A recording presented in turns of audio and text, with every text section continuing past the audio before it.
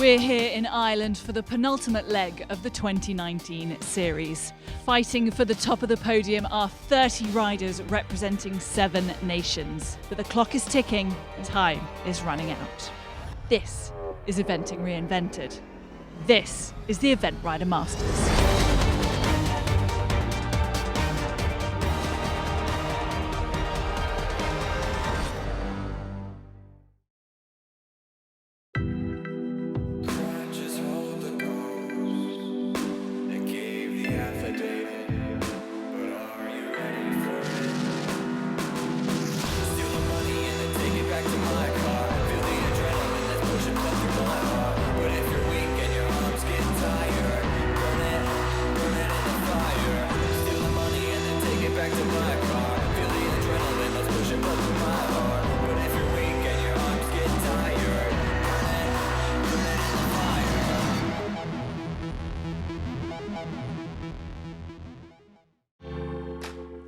Renowned for its rich equestrian history, the Event Rider Masters series heads to Ireland for the very first time, and it is the perfect setting for leg 5 of the year. The Glenglees Arena here in Millstreet is located just an hour or so west of Cork in the south of the country, and what a venue it is for this pivotal moment as the series race reaches fever pitch. 4 of the world's top 5 ranked riders, 8 former leg winners and all 3 previous series champions make the lineup.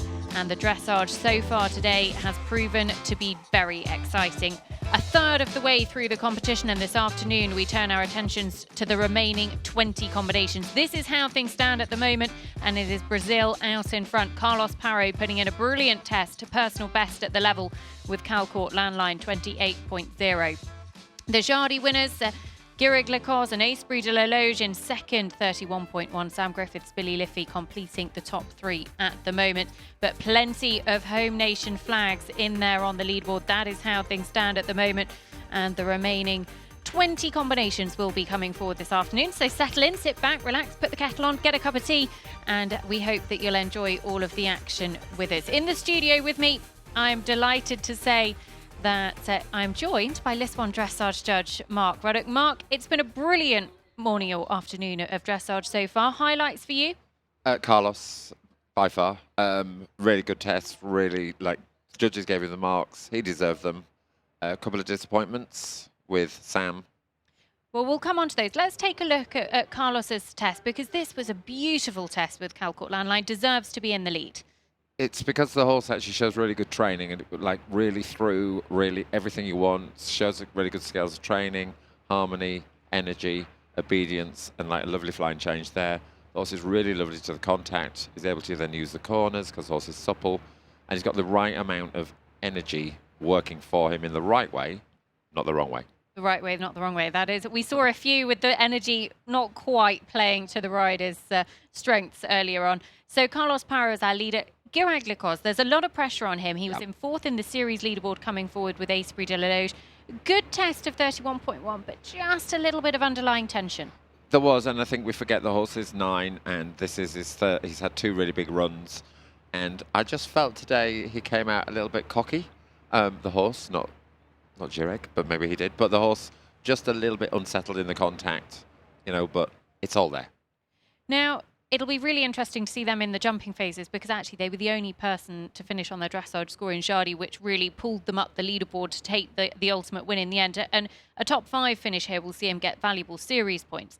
Sam Griffiths, Billy Liffey. Yeah. A little bit of what could have been with that test, because a couple of mistakes that actually proved a little expensive.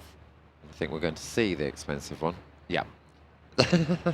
And it just knocks the whole marks down, because actually Sam didn't know that was coming, and actually the horse was going so well to that point, but it's like dominoes, and it tumbles 3 judges with a big error, and it just puts you just takes you off the lead and takes you back into the 30s when he was trending below 30, and second last movement, and it's no time to repair. Well, Sam Griffiths and Billy Liffey currently in 3rd at the moment, but they're the top 3 at the moment. Carlos Parro, the one to beat, but of course we have some of the best coming forward a little bit later on. Let's take a look at this running order, because the first session sees Bubby Upton coming in, one of the young guns, and Richard Coney, the other real young gun in the field as well, with your last go in this session. But in the middle, you've got the likes of Tom McEwen, Figaro Van Het Broekhoff, and Lucy Jackson and Superstition, who were both on the podium in second and third respectively a little bit earlier on this year at Chatsworth. Sam Watson, the Echo Ratings team, will be cheering for him with Imperial Sky, and the Wiesbaden 2017 winners Treason as well. Flora Harris, Bayano, they've been fourth at Barbary previously. It really is a field full of the top class names. Oliver Townend, Ballamore class, one of the most experienced horses in the field and a 5-star winner, will be first to go in the final session at around 4:10. Tim Price and Wesco, the Arveal winners. Chris Burton, Graf Liberty. Chris, of course, third in the series race, and Graf Liberty has been on 3 Event Rider Masters podium previously as well. Then the likes of Gemma Tattersall, Bill Levitt, Shannondale Titan. Bill, big weekend for him. He's the leading series rider here, 60 points, 6 points clear of second place behind him here, Chris Burton. So watch out for him. And Emily King, Brookley, will be the last to go a little bit later on this afternoon, just gone 5:20. So they are the names coming forward. And as you can see, it is a veritable feast of superstars. So who can overtake Carlos Parro and Calcourt Landline? Mark, just let's talk about a few. First of all, Tom McEwen, Figaro Van Het Broekhoff. Now, this is a horse that actually was on the podium at Chatsworth a little bit earlier on this year. Do you think Tom can put in a strong enough challenge here in the first phase? I think he can, and I think Tom does his homework, and there was little errors when we've seen him in a few other events, but minor blips, and I think they'll be smoothed out. Tom is the most competitive person, in a lot of confidence going to the Europeans just as a rider, makes just them so much feel better in themselves. So those will be ironed out. Yes, I do believe so. I have to admit, I'm looking forward to seeing them, and a horse that has been on incredible form so far this year. Sam Watson, Imperial Sky. Sam, who actually comes here off the back of a win at Campfire in the Nations Cup on this horse, best international finishing score of his career. Yep. He's going to be in full of confidence coming in here. I think so. And again, off to the Europeans, wants a good run. And I think the confidence from Campfire will only make it even better. And I think Sam rides very well when he's on his home ground as well. They do, and they would dearly love to see a home winner here in Millstreet. Well, we've been talking about the unsung heroes of the sport, the Super Grooms, here this weekend, and Equistro have come on board as special partners to really champion them. Let's find out more. It really is exciting times, and I'm joined by Event Rider Masters CEO Jim O'Toole. Jim, tell us a little bit about this new partnership. Well, it's really exciting to welcome Equistro to the ERM commercial family. It's really refreshing as a business to have a company research us and come to us with a concrete proposal as to how they want to engage with us. And in this case, they've identified the unsung heroes of eventing and of ERM, the grooms, as the people that they want to focus on.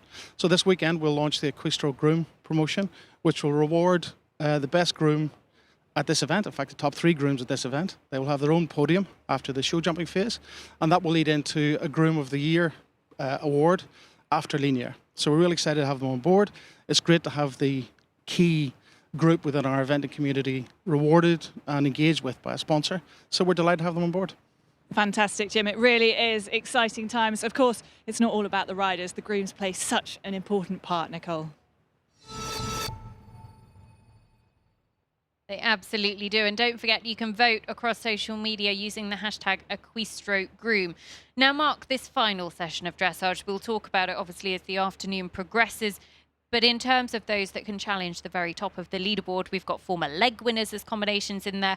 Oliver Town and Ballamore class, you actually mentioned a little bit earlier on today. Do you think they're going to be the ones to beat? I do. I mean, I think Ollie has had all his time off and stuff, but I mean, hungry man, and he hasn't come here just for the day out, has he? And this horse is class, and I think, well, aptly named, and I think it will be the class act. Well, Ballamore class, Oliver Townend, the one that Mark is putting up to lead the first phase. I have to say, I can't quite make my mind up, but I'm sticking with my original prediction of Alex Bragg and Zagreb to put in a really strong performance here. They will be the penultimate rider to go. Well, here comes Bubby Upton at a venue that she absolutely loves. She's been a winner here a couple of times previously, but notably 2 years ago, she won her junior European title at this very venue. That was riding Eros DHI, and she comes forward here with Cannavaro, and this is a horse that she really thinks a huge amount of for the future. Bubby currently ranked as number 49 in the world. This is a horse owned by mum Rachel Upton, 12-year-old by Auckland. And I just mentioned Bubby's European title here a couple of years ago with Eros DHI. Actually scored an absolutely incredible 15.9 in the dressage there. So more than capable of pulling out the low numbers. And this is a horse that I know she's really excited about. Has been double clear at Burgem a little bit earlier on this year. Had a steady double clear at Hartbury as well, very much in preparation for this. And we're looking forward to seeing them. She's an incredibly polished young rider, Mark. And for a lady of her younger years, she's still been competing in young rider classes. So she's under 21. She's got an incredible amount of mileage. I think it's like we were saying about Carl Daniels earlier for Ireland, and I think it's because they've been in the system from pony days. Their riding, everything has been professional from probably the age of 12, and it just shows, you know. And they're used to pressure from early days as well, you know. I mean, and she has these beautifully long legs. She looks like she should ride a dressage test, and she presents a lovely picture, but she doesn't have to be able to do it. But I think it is just years of everything just been done correctly, and I think it shows about the funding they have in Britain. This is where we get this strength and depth for all the young riders that come through from the British training system. And a pretty impressive start. A lovely start. They'll have had lunch and they'll be ready for something nice, and they've got a nice dessert now with that lovely halt. The horse really active, very nice in the angle. He has a lovely active hind leg and clear in the transition there when she said go. And as I was saying earlier about punctuation, there was certainly a sentence of medium trot and a punctuation at the end of it. And like, could be more supple to this on this left half pass. And you see the quality of his trot has just dwindled a little bit from the shoulder in. He's lacking expression in these half passes. But look at that trending score. She'll have that trending score. But I think actually then he was going to the toilet during his half pass, so actually, you know, I won't be able to run two and a half pass, so. We won't go into that, Mark. Now. But then the trot has developed better now. Now that the business end has been done. Again, clear transitions. And she makes it look quite effortless. You know, he comes back and he's really focused on her.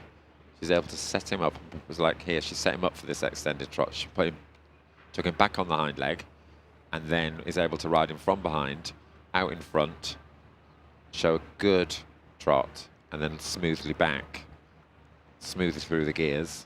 Without we see a lot of resistance this morning with some horses in the mouth, but he's really lovely in the mouth.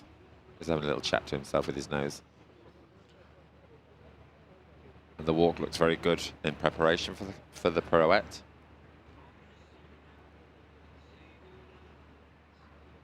So that's a little large on the first step, but it was clearly a pirouette. It's the smarter move as a rider to make the first step large, and then it sort of prevents the risk of sticking. Now clear, and that was a lovely picture there in the frame. In the neck, you could see from the camera how she let the neck out, and the horse extended the frame. And including the title of the word extended walk. Quite nice and relaxed, a little bit more over track for the big mark. But very nice on the return. And the wind's really getting up here as well now. But she could have had more activity in that collected walk. And so that pirouette was a little bit sort of laboured. And that won't be the biggest mark she'll have ever had for a pirouette. And then the transition was very obedient. And it is quite tricky, this test, because actually just getting to canter and straight into a serpentine, so you've got no time to settle the horses. And you come to quite a difficult movement for any horse into the counter-canter loop. But here showing very good suppleness, very good balance. The rhythm is staying the same. So you would be thinking, as a rider, she'll be thinking, everything, my ingredients for my flying change are here. Then she counts 1, 2, 3 and changes. Okay, both hind legs came a little bit together. So you need the hind leg separation, like in the canter stride. So again, that was marked correctly with the 5s. That was just one of those sort of things. But like here, she's then really going for a big mark here. pushing him really uphill. And again, she's very good in her transitions. She's making lots of punctuations. You like your punctuations. Like just explain that. Anybody that wasn't listening earlier on today. So like there, she said to the judges, it's like a sentence. Extended canter was a sentence. She rode the extended canter down the long side from M to F. And at F, she went, now I finish my extended canter with a full stop. And now I start a new sentence. So she's defining all the movements. Oh, that's a shame of the change. So she's defining all the movements that anybody is quite clear. I'm now doing medium canter or extended canter. Now I'm not. Where some of them this morning were petering out or dribbling at the end. No punctuation. Like here, she's riding all the way. She gets to F and says to the horse, now full stop, and then it's back in the collected canter again. And that's why the 8s come from that. So other than her 2 flying changes, she would have well been below 30. Well, Bubby Upton and Cannavaro looking pretty pleased with their test. They should perhaps sneak under 30 with their score. We'll bring it to you as soon as it comes through.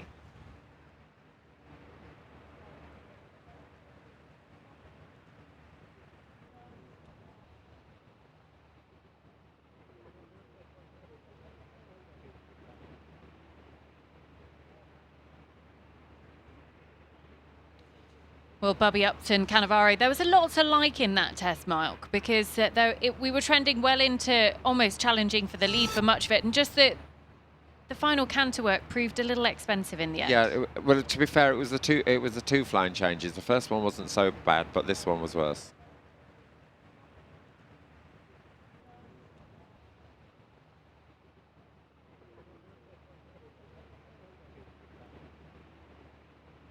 So, yeah, you can see why for that flying change where he just bucked up behind. The first change wasn't so bad, but then that one. And it just is enough from 3 judges to pull her below the 30s. Well, 30.0, not quite sneaking into the 20s, but into second for Bubby Upton. You guys at home actually judging her 27.6 on the SAP Spectator judging app. So you would have her in second. But let's go and hear Bubby's thoughts with Hannah. Thanks, Nicole. We're just waiting for Bubby to get off. Bubby, lots to like in that test. Come on, come down. Sorry, forcing her off. Lots to like. Yeah, I was so pleased with him. He's very green at this level, but I am delighted. He was so good. Yeah, his changes are still a bit... There was a lot of chat about your changes in the studio. Something to focus on, perhaps? Yeah, so because he was campaigning in Young Riders all of this year, so we kind of cut out changes for the Serpentines, and suddenly he said, like, 2 changes, and he's like, ah! No, but I think he did... Well, I don't know. I looked at the scoreboard. I think he did 1. I don't know. Anyway, the other one was never going to happen, so I was trying my best, and... Anyway, I was so pleased with him and in that atmosphere. Yeah, he was so good. Yeah, really good score, challenging for the lead. So you're right up there, Bubby. Congratulations. Thank you. Well, here comes Tom McEwen and Figaro van Het Broekstoff. And this combination who were actually on the podium at Chatsworth a little bit earlier on this year, finished second behind Laura Collett and London 52. But Tom is such a talented jockey, Mark, and this is a horse that he's had such good results with this year, including that Chatsworth result. He won Belton at this level. He was on the podium at Burnham Market as well, second at Lamoulan 5-star. Man on fire. He is very good form, and I mean, all Tom's horses actually do go very well on the flat. They're very well produced, and here, like, really nice half passes. A little more energy and activity for me, for the 8s, but you can see the horse is actually really in tune with him.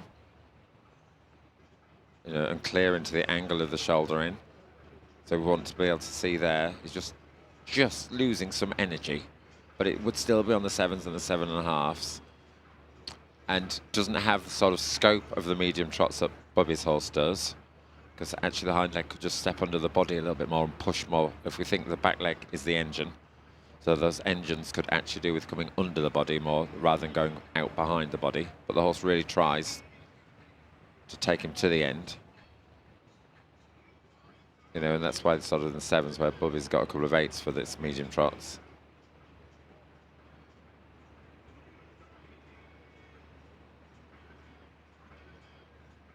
And then Tom uses that turn quite well as a preparation for the half pirouette. Sort of does a quarter pirouette turn, say to the horse, you're going to come around. And it was good activity in the legs there. And then we'll see that hopefully he'll let the frame out now into the extended walk, and the horse will seek the bit forward. He's a bit too chilled, actually, almost. So like there, you could see like the horse is coming behind the vertical, where actually needs to be taken in front of the vertical. It's a bit like he was going for a hack in the extended walk, where there he looks like he's sort of having a little bit of a cruise. So it's just more activity, really, in the walk.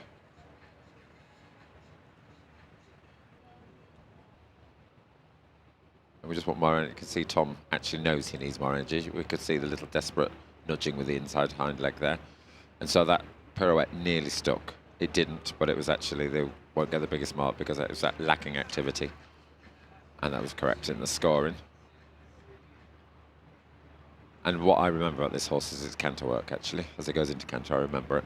Very big, very expressive canter.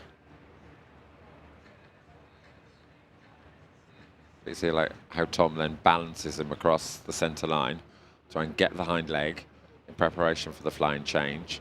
So the horse is waiting. Yeah, and it was quite a good change. They could say it was a little bit croup high, which was mean his bum just came up a little bit as Tom went for the flying change. If they're going to stop it being a little bigger, and I think they did by the marks. They marked what I saw as well, so that's good. So here just getting a little bit onto his forehand, where you can see he's just getting a little bit onto Tom's hand. And Tom's quietly giving him a little half halt and saying, do not go down. Stay up in your shoulders, because I've got to get this change. I've got to keep you on your hind leg. And you see like there, the horse ran away from Tom and went a bit even more bum high than the time before. He's doing good demonstrations, this horse, of croup high for everybody. Yeah, and to be fair to Tom, he knew when he was trying on that Serpentine Stage horse, you need to actually take the weight back. You know, so again, it's just those two flying changes. Same as Bubby, that's just, if you don't get the flying changes, you're not going to get below 30. Well, Tom McEwen, Figaro, Van Het, Brooksoff, they're going to be pretty close to that 30 barrier. We'll wait for that final score to come in. But still, he is well in touch with the leaders, and he's a man who's currently ranked at number 4 in the world. A team gold medal from the World Equestrian Games last year and off to the European Championships in Le Moulin next week with Toledo de Curso. So Tom McEwen, a man very much in form, and we'll confirm his score for you because that is certainly going to be one that challenges for the top 3 at the moment. Let's just take a moment, Mark, because a couple of these highlights of the test, there was so much to like that actually it was just, again, those flying changes letting the score down slightly. Yeah, and I think actually it was, and if you speak to Tom, I'm sure that he felt the horse got a little bit away from him in the canter and he couldn't quite balance him and engage him enough to get the flying changes to the quality he wanted. The horse has a big, powerful canter, and it just sometimes just gets out of balance. And it's just that fine detail that's why the flying changes are there, because actually to show the horse's balance. You know, that's a very good shot of him doing like how we get, when I say about cadence and airtime, we've got airtime in that trot there, where there's clearly a moment where there's actually all 4 feet are off the floor. Well, Tom McEwen, Figaro, Van Het, Brooksoff on the podium at Chatsworth. Hannah, can he do it again here in Millstreet? Well, we will find out, Nicole. Let's ask the man. Tom, are you pleased with that? Yeah, really pleased. Yeah, he hasn't really run lightly since Le Moulin, and yeah, we had a bit of a fresh test at Gatcombe, but it was at home, so yeah, really pleased. A few things still to sharpen up on, but sort of things like this, it's big ring practice with a big horse like this, and yeah, just teaching that it's all good. Okay, congratulations, Tom. Best of luck. Thank you very much. Well, Tom, of course, based at Gatcombe Park, so the horse very much thinking he's still at home, and he's gone into 3rd on 30.1. But now, coming forward, it is Sam Watson, and Sam rides Imperial Sky, a horse that is owned by Kathy Byrne and Hannah Watson, Sam's wife, Sparkles, who has actually made this horse literally sparkle. And don't forget, you can vote for your Equestro Groom using the hashtag Equestro Groom on social media, and I'm sure there'll be a few Hannah Watson Sparkles fans out there as well. Sam just making a bit of sly eye contact with one of the members of the ground jury out there, just making sure they're sat up paying attention. He's a man who took a team silver medal at the World Equestrian Games for Team Ireland last year. Ireland booking their ticket as a team to Tokyo so they can go to the European Championships next week with very much the pressure off. And this is a horse that actually won last time out in Camp 5. Finished on their dressage score of 27.7, the best international finishing score of Sam's career, his 10th international win, and of course plenty of equirating stacks for the man who is one half of equiratings, along with our very own Dan Byrne. And this is a horse, Toby as he's known at home, Mark, who is certainly more than capable of putting in a good test. He is, and he started that test very well. It could have been squarer, but the balance was very good. And Toby has a look at me about him, maybe a bit like his rider, to be fair, but like his Horse-like rider. Horse-like rider, bit of a show-off, but you can see the horses show off. They're really nice in the medium trot and good energy. So just there, just hurried, a little bit hurried in that trot. So we've started, you can see the cadence that he had, and that's better in the right half pass. He just slowed it down, taking a bit more time, and then the horse is crossing better to the right than he was to the left. And then Tam just needs to sort of take a little weight here in the corner to get him on the hind leg so we can have lightness. And we're looking for lightness in all the movements. And then we're not getting too quick in the rhythm. Could be a little bit more supple to the left. Very good medium trot steps there. And then again, clear transition back at F.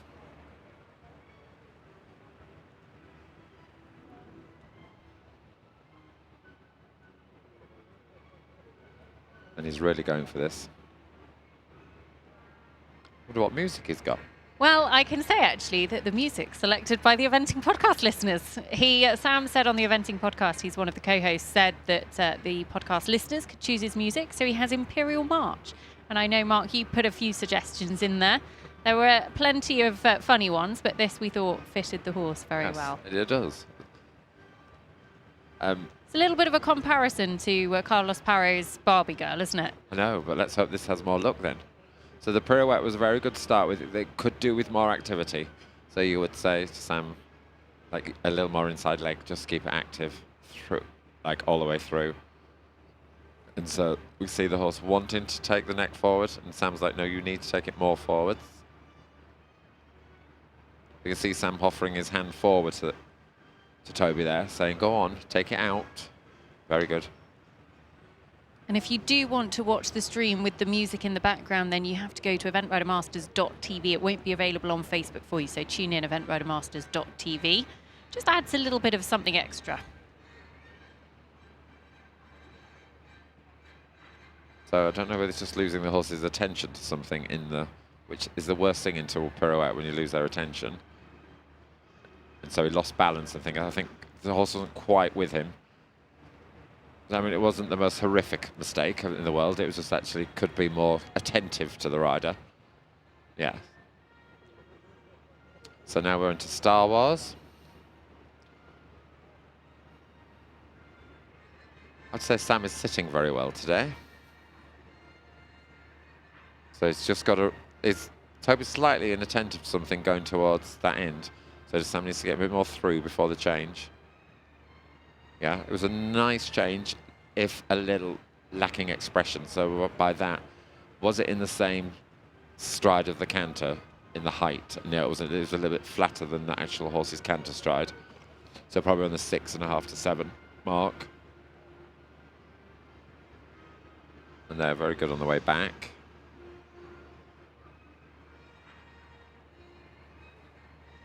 So he just needs to keep a bit more throughness and roundness. Would be better this way.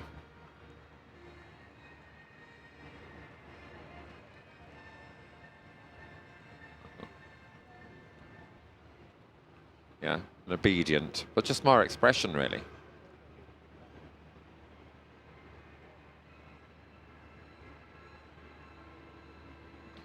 So Sam's got to sort of really go for these last two movements to get that mark down. But I don't know when I lost the trending from 27 to in the 30s. I didn't know when that. Well, Sam Watson, Imperial Sky, he's still trending to go into the top 5, but that was a very good test from one of the most experienced riders in the field. He's represented Ireland at many a major championship.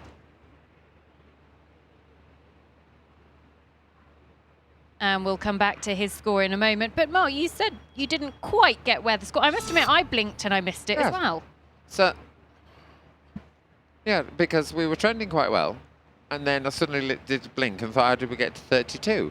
I'm just refreshing my live scoreboard, and that is at the moment trending sub 30. Oh, okay. So fingers crossed. Right. Yeah, so, yeah.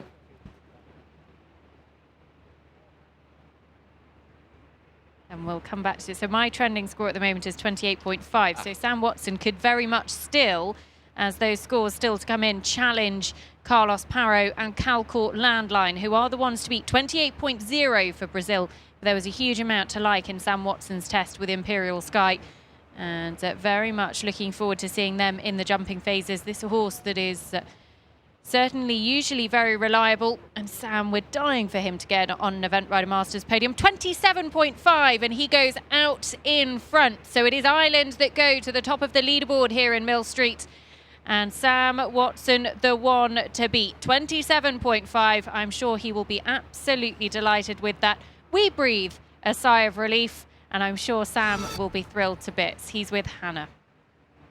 In just a moment, Sparkles Watson walking out with Sam. She's such a huge part of Team Watson at home. She keeps the whole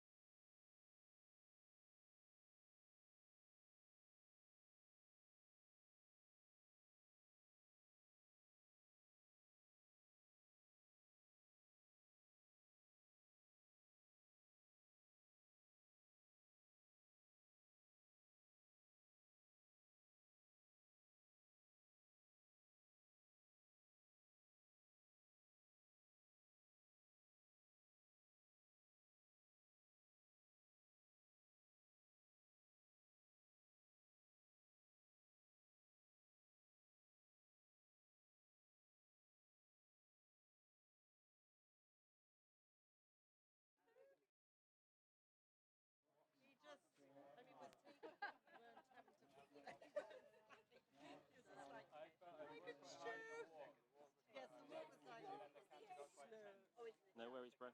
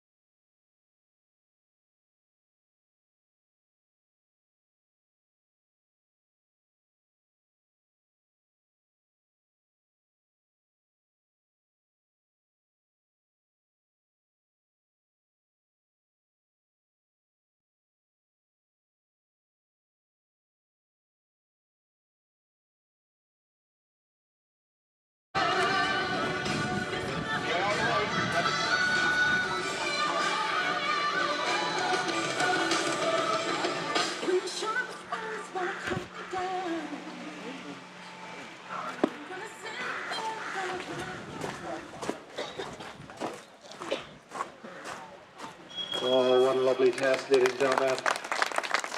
Will the leaderboard change once again? Sarah Cohen for Great Britain. Red Treason, won by Elizabeth Jones.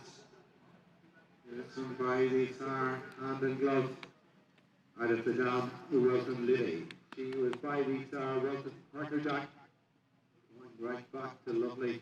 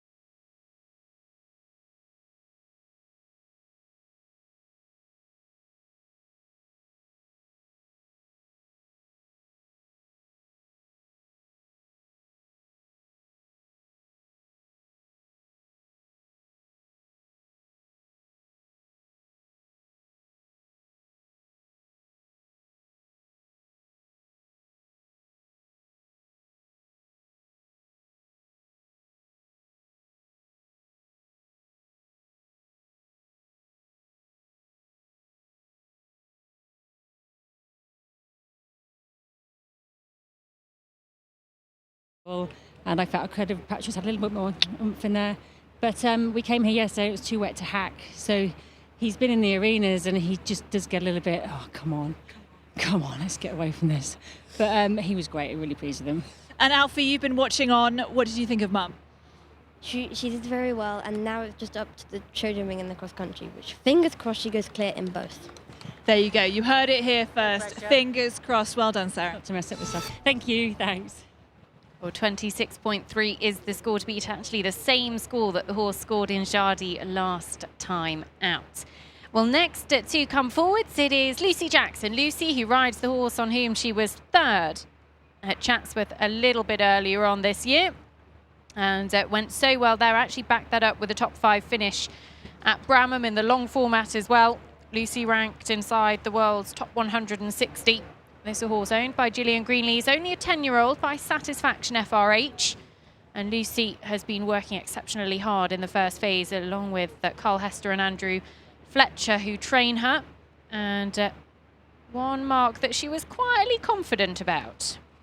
She was. And I've seen the horse before, and actually he's worth all the hours she's putting in and all the money she's investing in this horse, because actually he has a lot of scope to do a very, very good test, because you can see his natural activity in the hind leg and his willingness there in the medium trot to take her across the diagonal and then come back to her, and he keeps a lovely natural rhythm.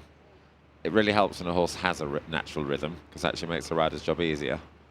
But some horses aren't born to trot and actually can develop a trot. This horse is a natural trotter.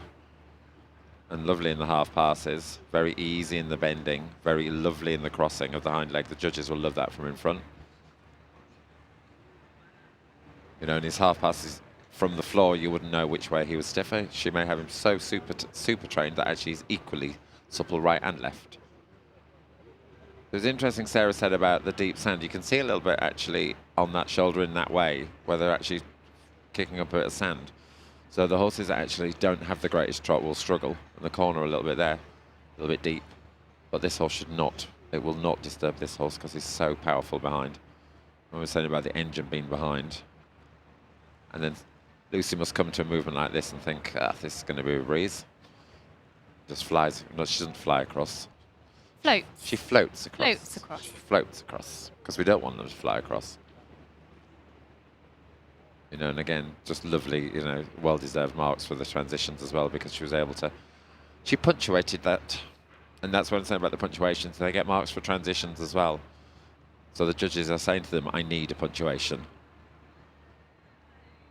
So the walk was a little bit quick, and then he stuck a step, because actually he almost lost his balance, because he was like, I can't walk a circle that small, so I need to stick my... I don't want to hit my legs, so I'll just stick.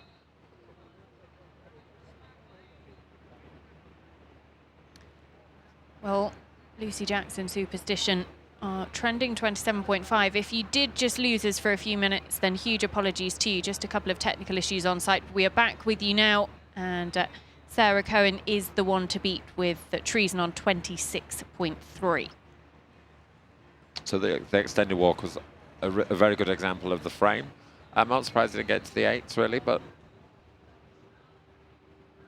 You know, and I think this walk could be a little more collected.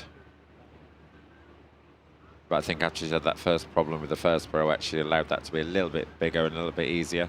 And that'll get quite a nice mark anyway. Transition was lovely. What I like about this horse is it's like willingness to actually want to go forward. But actually, we saw some this morning that were actually too willing to go forward. This is the right amount of controllable energy. Like, rideable energy. And this is what I was saying. And this horse has a bit of glamour about him as well, doesn't he? Glamour. Presence. Yes. Lucy's pretty glamorous, though. Yes, actually, she is, yeah. So that change could have been more fluent. There was sort of a stutter as he sort of had to back off for his own balance. You know, and again, they're a little bit on the forehand if you want it to why it's not an 8. She just needs... Sarah's horse, like Treason, just stays a little bit more naturally uphill. Like here, he's just getting a bit tight and a little bit... To keep that together. She did, because you see his bum swinging around.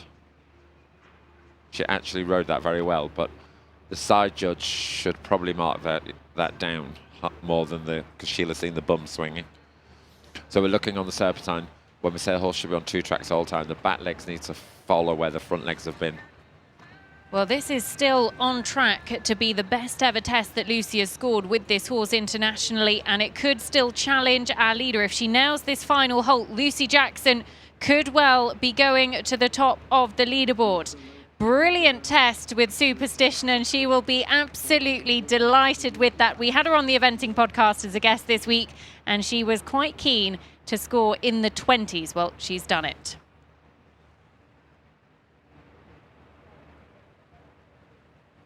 And she will be absolutely thrilled with it. She said she was hoping for a 28-29. I don't think she would have dreamed of a 26-27, but a Groom watching on. And don't forget, you can vote using the hashtag #EquestriGroom for your favourite Groom, the Unsung Heroes. And Mark, there was a huge amount to like from this test. Lucy, understandably delighted with it. Yeah, and I think it's... This horse sort of gives you, like, makes you happy, makes you smile inside when you be judging him. He's actually so up for it, but he's so on side, and he has such gifted paces, and he looks like a ball to ride. 26.4, a new personal best for the combination. Go into second place, Lucy Jackson and Superstition. And that is an excellent test from the combination, who were third on the podium. Lucy wants to be on the podium here this weekend, and I've absolutely no doubt that after that first phase performance, it is game on for the jumping. Lucy Jackson into second behind Sarah Cohen and Treason, who are the ones to beat. Sam Watson, Imperial Sky, completing the top 3 at the moment. So Lucy Jackson is going to be, I'm sure, absolutely thrilled to pieces with that one, Hannah. I'm sure she will be. A 26.4 Lucy Jackson. You got on the podium at Chatsworth, and you're putting yourself in a very good position to do that again here. You're not supposed to whoop after dressage, but woohoo! I'm so pleased. You can whoop whenever you like. Thank you. I'm thrilled to whoop. He's always been a super talented horse in this phase and really exciting. And I've always kicked myself a little bit for my test tactics haven't been strong enough to make up for the fact. You both nailed it. Absolutely fantastic. We're looking ahead for tomorrow. That has put you in such a good position. Yeah, Dan was teasing me slightly when we did the podcast before the show, and he said, you know, what it takes is to be in the lead after the dressage and then you have to finish on that score. I was like, they actually pay you for that because it's not that complicated. But I might not be in the lead, but to be honest, that's as good as we are right now, and I couldn't be more thrilled. Lucy, you're certainly in amongst it. Best of luck. Damn. Thank you. Take that, Dom. Lucy Jackson, she is a brilliant character and absolutely delighted for her because she has been working so hard, particularly in this first phase. Well, next to come forward, the stars just keep on coming because it is Flora Harris. Flora rides Bayano, a horse on whom she was 4th at Barbury last year in the Event Rider Masters. That's her best ERM placing, and she would dearly love to make it onto the podium. And this is a horse that certainly has plenty of top-level experience, has been top 20 at Le Moulin this year in the 5-star, was top 25 at Hartbury, went double clear there last time out as prep for this. And importantly, form here in Millstreet, 10th here 12 months ago. And one of only 4 to make the time over Mike Etherington Smith's cross-country track too. So Flora Harris, Bayano, and this mark one that you put up to watch in this phase. I did, because this Flora is a beautiful rider, and actually she knows how to produce horses. All of them go very well. They're all very well trained, and I just like this combination. I like it has just correctness about it, and a look at me about him as well. And he's a horse that can really put in an exceptional dressage test. He'd been into the early 30s at the beginning of this year, but more than capable of going into the 20s. Yeah, and you can see sort of how he has sort of this movement and easy expression. I just worry he looks a little bit tight, that he's not actually that supple, because he's slightly holding his breath. And you can see there they'll want more bend in that half pass. She's got more to the right than she had to the left, but it's normally they do have better right than left, because I think, like us, they're more naturally right-sided. Or is that because they're always led from the right? But that's another discussion. You know, and the horse has a very lovely natural carriage, lovely and round. Just want a little bit more power.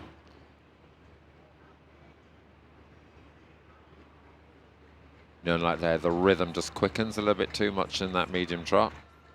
But she shows a good transition. So she says to the judges, well, you will give me a better mark than you want to, because I know what the definition of the movement's meant to be. You know, that's better in that extended trot across there. And it developed better after she got after X. You know, she showed good transitions again. And smooth into the walk.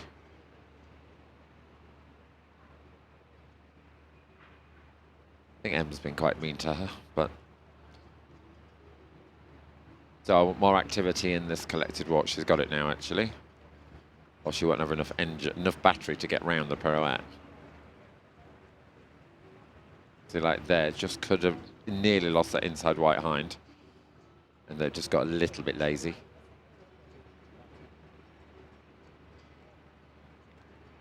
And then we're looking for the transition into the extended walk. Actually, he takes his nose forward. And there should be a lengthening all the way. I would say here, yeah, and I think like there, she can't lay him out because it was almost over the centre line. There was a little moment. There was going to be a jog where he just needs to relax a little bit more. And you can see he's just a little bit fussy in his mouth, which for me is equivalent to horse biting its nails when you get a little bit tense. So she'll have trouble like here really riding the pirouette as much as she'd like, because actually he won't stop biting his nails.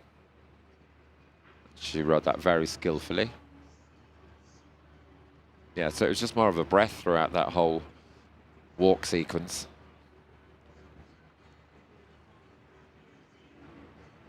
You know, then she'll think in the canter, if you let me ride you, I can get marks back in the canter.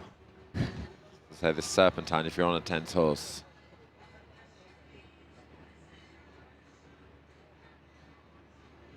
what's it?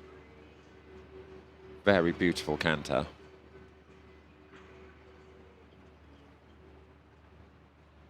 You know, she was quite deliberate about that change. She didn't really dare him to actually ride forward for a big flamboyant change, but it may have boiled over if she did. So this is the only time the horses really get to let themselves out. It would be nice if the designer of this test had let them have an extended canter first when they'd picked up the canter, but that was clever test designing.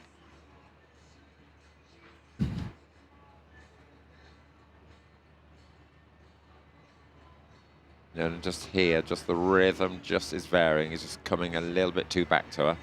So she's slightly be able to ride him forward into this change.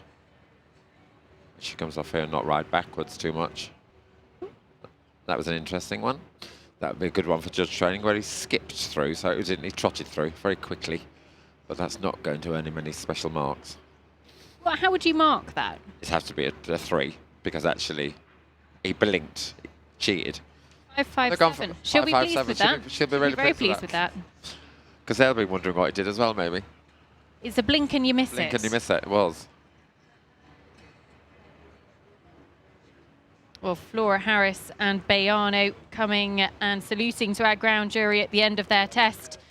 And their team watching on. Flora isn't going to be challenging the very top of the leaderboard, but still could go inside the top 7 or 8 with that test, and we'll confirm her score for you when it does come through. But you can see how much talent this horse has, Mark, in this first phase. Yeah, and I think it was just a little bit, the horse was just a little bit tense today, just a little bit holding his breath, and didn't allow Flora to ride him to show him off to the best of his abilities. And that was his little skip then. I still think 7 was unbelievably generous, but he didn't breathe enough. He wasn't rideable enough. Wasn't rideable enough. Well, she still is going to have a very respectable score that should see her go inside the top 10 in 10th in the 4-star here at Millstreet 12 months ago, and actually had that really good clear round inside the time in the cross country. So very much one that likes the venue and horses for courses, because course form does make a real difference. Flora Harris and Bayano have completed their test, and she just comes out of the arena, and her team very quickly on hand and just being checked by the FEI stewards as well. And you guys at home having her in the top 10 as well. And actually Charlotte going to be presented with her Equistro bucket of goodies given to all of our grooms here this weekend. And Flora will catch up with Hannah as well. Flora, how was that? It's great to see you back on the ERM. Yeah, he was good. He struggled a little bit in the sand. He's not the most sort of forward always in the dressage, and the sand made it a little bit hard work for him, but he was good. He sort of had a clear round, so yeah, can't be too disappointed. Have you walked the course yet? What are the conditions like? Yeah, I've had a look round. It certainly looks like the ground has sort of played a part in the course, but no, it looks good. I'm excited. I think there's a lot of questions, but it looks like a course that you can really get stuck into, so I'm looking forward to it. Okay, good, solid performance. Thanks. Well, next to come forwards, it is Millie Dumas. And Millie rides Fabien. This horse that has had good results over here on Irish soil, actually. Went very well a little bit earlier on this year at Tattersall's in the long format 4-star to finish 7th. Top 20 at Burgum this year as well, and top 20 Blenheim 8-9-year-olds last season. Millie has such a nice team of horses at 26 years of age, based at Rosamond Green Farm. And both parents have been exceptionally talented in equestrian disciplines as well. Father Robin rode internationally.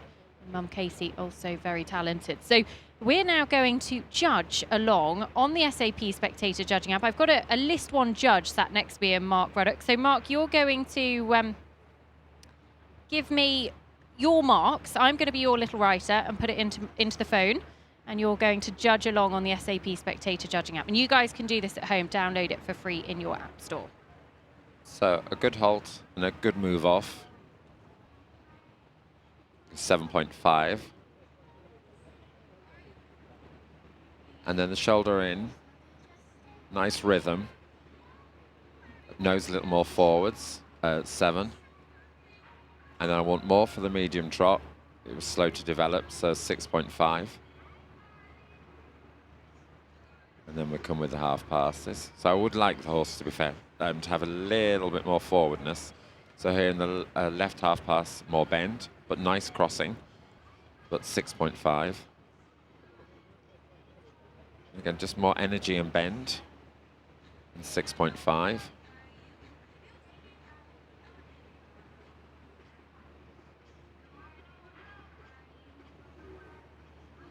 So this shoulder in left for me is better than was better than the right one. I go 7.5, and then that medium trot just needs to take her more willingly forwards, just more from behind. And a 7. You know, she does quite a good job here. She sets him up in the corner. And this is better than the, and because this line's longer, this is an easier line to ride. But more to the end, so it'll be 7, and then the transitions will be 7.5.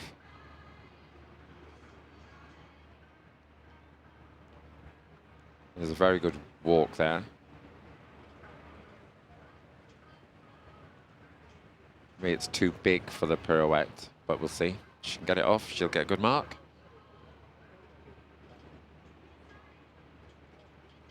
Yeah, so a little on the large side, so 6.5. I think she actually got away with that very well.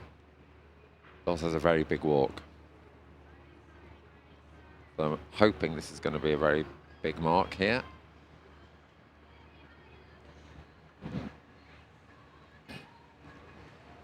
So lovely, lovely walk. How willing and forward. So I'd be 8.5 because I would want the nose a little bit more forward for a 9 or even higher. And then sadly we're having a little jog now. But that's coming into my next movement anyway. So I'm remembering that jog he did before the pirouette, and so the pirouette and the joggy walk will come into the same movement. Pirouette's large, and I'll be 5 because of the jog in the walk. And then the transition to the canter was 7.5.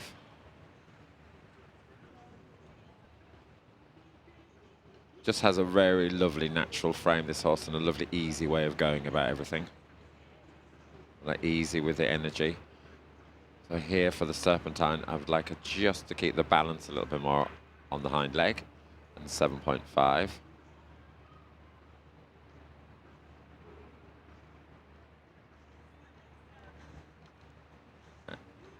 And then the flying change, where have I lost it now? The flying change would be a 7.5. Should move at 16, would it? Yeah. And then I'll be on the extended canter, would be a 7.5.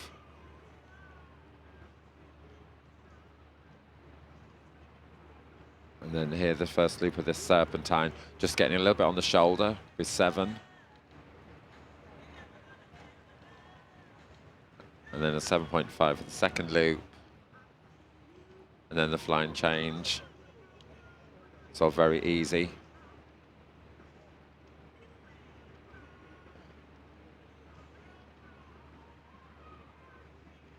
And then the flying change was against the aid, so it'll be a 5 for the flying change. Then I think she could go more in that extended canter. And a 7.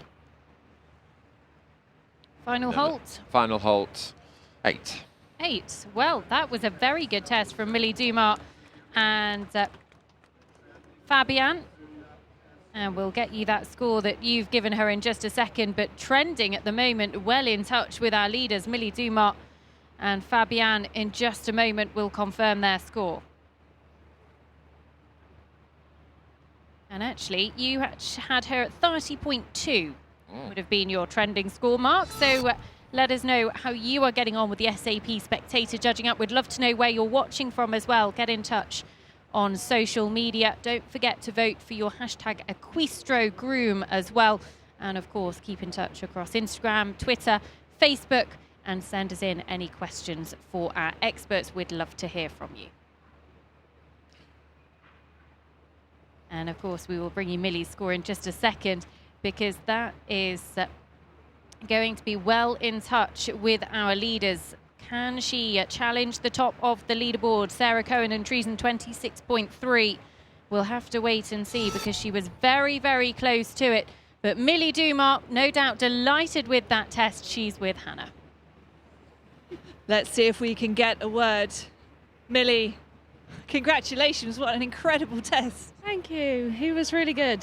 I was a bit worried when I went over because he spotted the big screen and all of a sudden wouldn't go anywhere near it. And I thought, oh no, he's quite a carrot to this horse and he's been playing a few tricks on me this season. So I'm really pleased he went in there and behaved himself. It's quite an atmosphere with the screen, as you say, and the music and all the people watching. Yeah, there certainly is an atmosphere and it's a really windy day as well and everything's flapping and he gets distracted really easily. So I'm really pleased with him. He's such a smart horse. He deserves to get a good mark. Congratulations, Millie. Thank you. Well, 26.4, so into second on the leaderboard, equal second with Lucy Jackson for Millie Dumas, and a brilliant test from her. She'll be absolutely delighted with that, and actually Mark's score very much in line with you guys judging along at home. Well, next, and that is a new personal best for the horse as well, so brilliant to see for them as next two come forward, making her Event Rider Masters debut this week.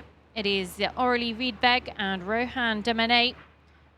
And this is a horse that was 10th at Stragon in the long format 4-star a little bit earlier on this year. Numerous placings at 4-star short level. A 14-year-old by Jesuris. And Orly making, as I say, her first Event Rider Masters appearance.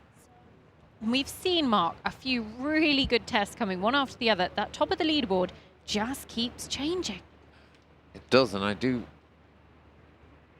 I don't think we're going to rest there. I think we're going to see plenty more changes to it as we head into the last sort of 13 combinations. These are the combinations with the best average dressage scores in the field.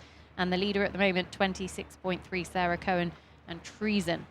So, Orly, first impressions on this horse on the outside of the arena, Mark? It's just looking a little bit spooky, actually, to be fair to her. And they're quite lucky that they're able to do their 10-minute warm-up arena, is the one you can see on the left there, to the camera tower. So actually, they shouldn't really, but it was... but Millie just said hers sort of caught a glance of the screen.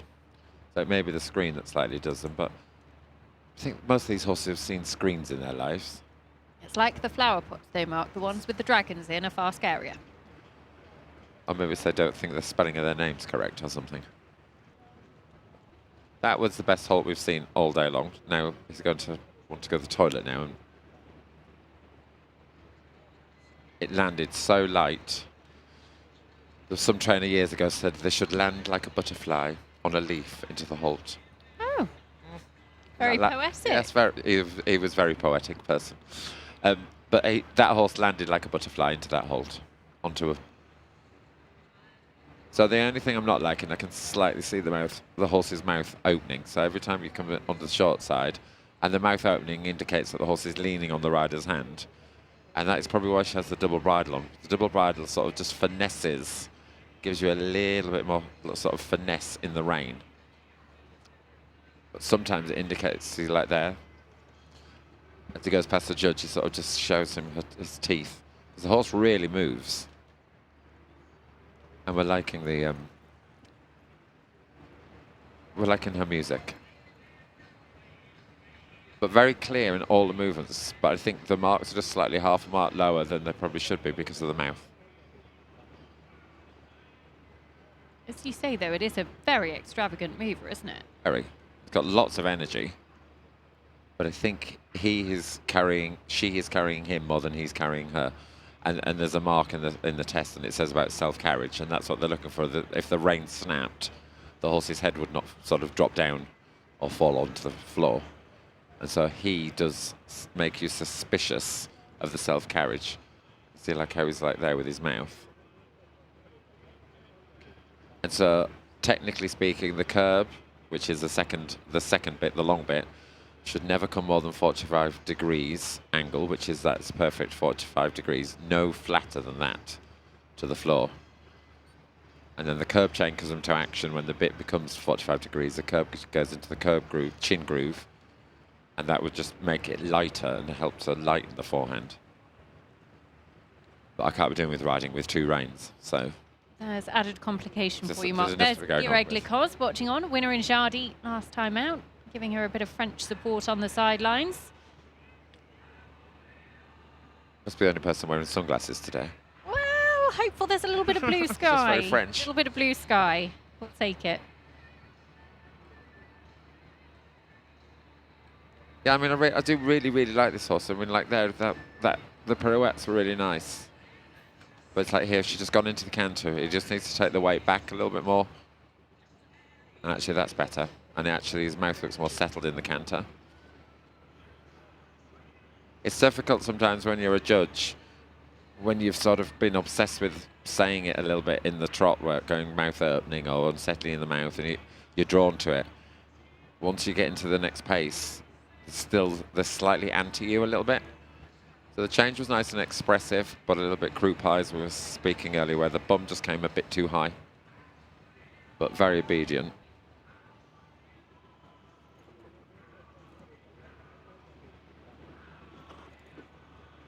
So like there, that was one of the most modest extendeds we've seen all day long. It wasn't very committed. And the judges have seen somewhere they've actually popped a few nines out for the extended canters today, so, you know.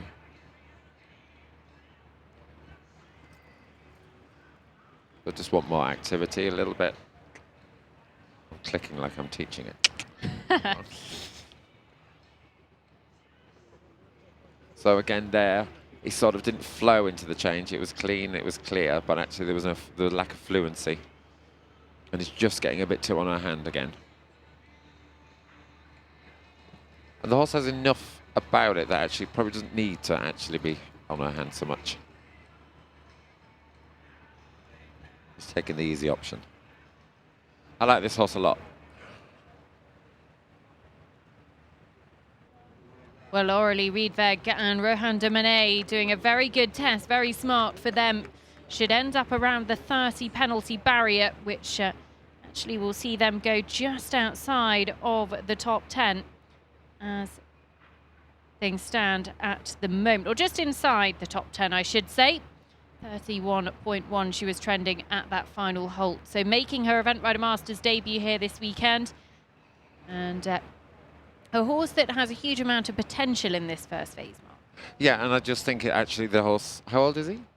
Oh, you're putting me on the spot Sorry. now. I do know. At 14. Okay, I was just wanting him to be strong, like be stronger behind and carry her more than her carry him. You know that, and it started so well with that beautiful halt. So you can see here how he wants to pull down onto her hand, and then you can see his mouth opening a little bit because he's a bit like, "Oh, mummy, do I have to use my back legs?" And he has no reason not to use his back legs.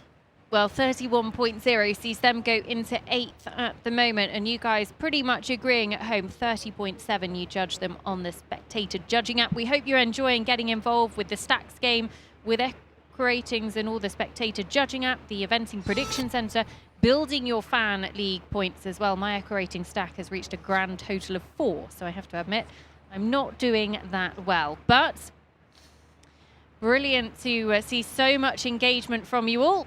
And we'll go and hear from Hannah. Well, with a score of 31.0, Orly, you started with the most magnificent halt. Can I ask you to get down? My arms aren't that long, I'm afraid. You had a magnificent halt to start with. How was the rest of your test? I'm very happy with my horse, yeah. I think he did the best he could. He was very steady and very happy to be there. So you've gone into 8th place inside the top 10. What are you looking forward to in the next 2 phases? I hope to be clear show jumping and cross country. Maybe I will have a bit of difficulty to be inside the time, but we'll see. We'll try. Okay, best of luck, Orly. Thank you. Well, next to come forward is one of New Zealand's rising stars, or in fact, I should think his star has risen for Jesse Campbell. And Amsterdam, his rides this horse for Craig Campbell. He's been very much part of Team New Zealand for a few years now, Jesse, but still looking, I think, for his senior championship debut, and that could well come in Tokyo next year. Watch this space. He's had some really nice horses over the last few years, and a horse called Carpuccino, who actually won here in Millstreet back in 2015, the first year that the 4-star ran. So he knows what it takes to win here, and this a horse that is certainly more than capable of putting in a very good performance in all 3 phases. Went very well for a podium finish in the Houghton Hall Nations Cup. That was last year, as top 20 at Lemulan last year as well. Had a little bit of time off, 13 years of age now, but is more than capable, as I say, in all 3 phases. And Jessie's enjoyed a good season, top 20 at Badminton and at Aachen as part of the New Zealand team that finished as runners-up in the SAP Cup behind the dominant German team. And so he is very much, as I say, on the radar of the New Zealand selectors. Jessie Campbell and Amsterdam. And I think the New Zealanders, their dressage is world class now. I know they have a lot of training with Isabel Vessels, who's a top international 5-star judge and a Grand Prix rider herself. So they take this phase very seriously and are taught by somebody who takes it very seriously. And I think that it's showing worldwide. That was a very nice start. A nice shoulder in. Must have been wonky or something, that hold. So a pity about that little spook, little glitch. And the trouble is, these little glitches just knock half a mark off, and it was a little spooky glitch. So it needs to be more supple here. Ooh. It really doesn't need to be doing that. Expensive. So I think that's the trouble. You see, when the horse, he lost attention in that top corner, having his little spook, then had to go into the half pass, which Jessie had to ride. But it wasn't really on him because it sort of like dropped behind the leg. And then you change the bend, and as you change the bend, you change your leg position to the half pass, which is the horses can take as a canter aid. And when he wasn't quite in the room with him, that's when the mistake happens. The horse took the easy option out of going to canter. You see the quality of the horse has. Now, Jessie will be like, right, we need to actually really get these marks back now. Very nice trot there. Like the nose could be a little more forwards, but very clear in transition. Yeah, then the mark should start to come back again now. Good to see, he's just a little bit looking around for something to lose his attention on.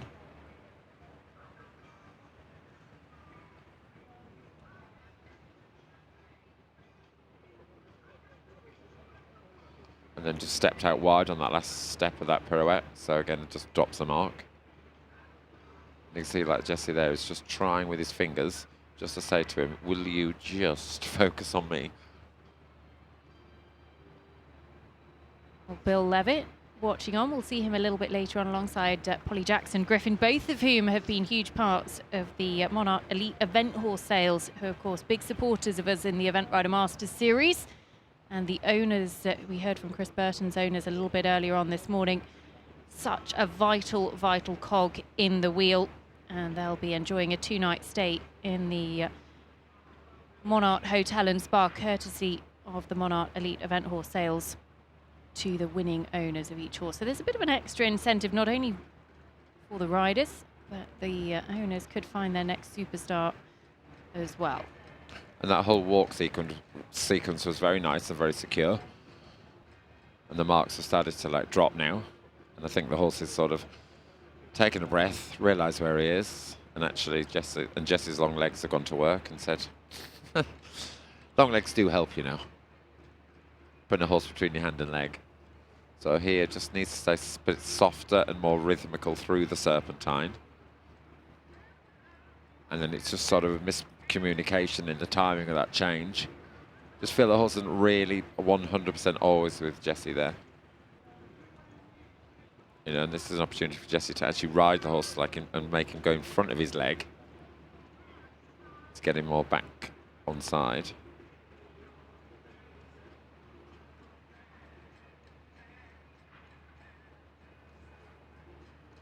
So much to like with the horse. It just keeps like here is like not always, but like Jessie's really trying there. So you really do need to keep listening to me all the time.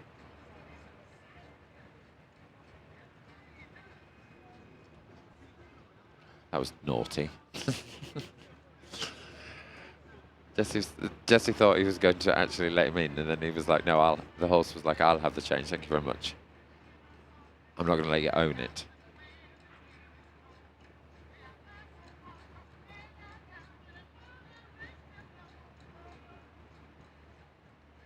I mean, clearly talented horse, just not 100% in the zone today. Well, Jessie Campbell, Amsterdam, 32.7. They are trending as they get a round of applause. And I think Jessie will be a little bit rueful of that because so many marks that he could have perhaps got. And just, the horse is very talented, Mark, but it just didn't quite all come off today. No, and it's just a bit like, it's just the day that's in it. And, you know, they are horses, they are animals, and they come out. You would hardly say it was like resistant and stuff, and it wasn't like being just tricky for the sake of being tricky. It wasn't fully. They weren't fully switched into each other. And Jessie was like still trying to say to him, like, I really am here. And the horse was like, oh, sorry, are you? And just inconsistent. You know, and then tomorrow every horse could come out again tomorrow and they could all be a different day. Well, 32.4 into 11th, so just outside the top 10. You guys at home agreeing almost to the penalty point, just 0.1 difference on the SAP Spectator judging app. So Jessie Campbell just outside of the top 10 with Amsterdam 21. And we'll look forward to seeing them in the jumping phases a little bit later on tomorrow. The show jumping all taking place tomorrow morning. We go live at 8:30. First horse at 9 o'clock. And then the cross country straight after. Let's go and hear what Jessie has to say with Hannah. Jessie, can I just grab a quick word?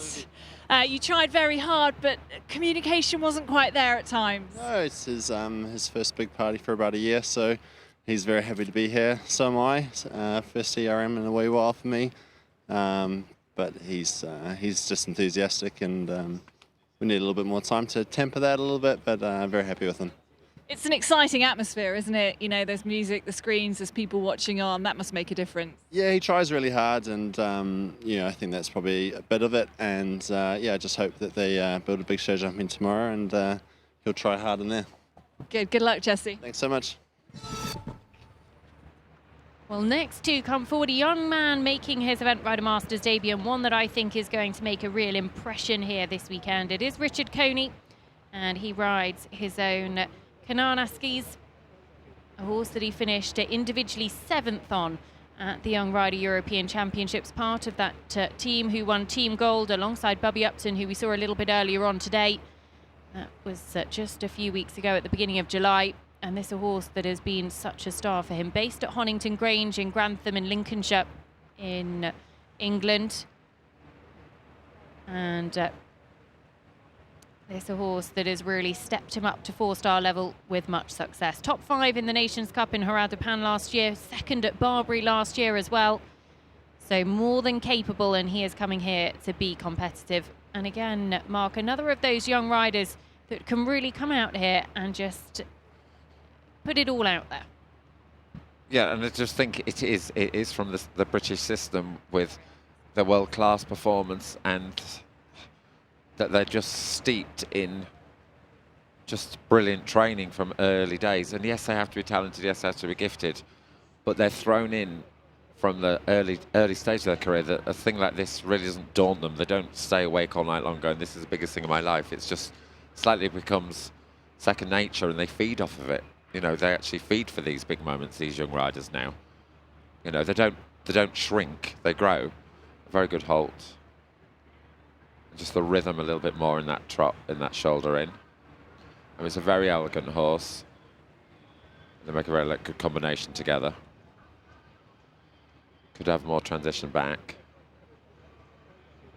And I would say, like, as the competition's going, the corners are getting quite deep. You can see actually through the corners. Some of the less big moving trotting horses slightly struggling through the corners a little bit, and it just varies the rhythm.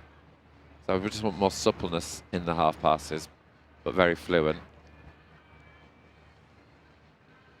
It keeps the horse in a very good frame. Also, it's quite settled and rideable. And it may be the camera angle this way that makes this shoulder in look better than it does on the right, but very clear into that medium trot. That was definitely a better medium trot than on the other rein. But he has a very good position. They say him and Bobby, like, they look very classical in their riding, and like they've had the same trainer, and they sit in the middle of the horse. They look up, they look through the ears, and they use their seat and their legs, and they're independent of their hands.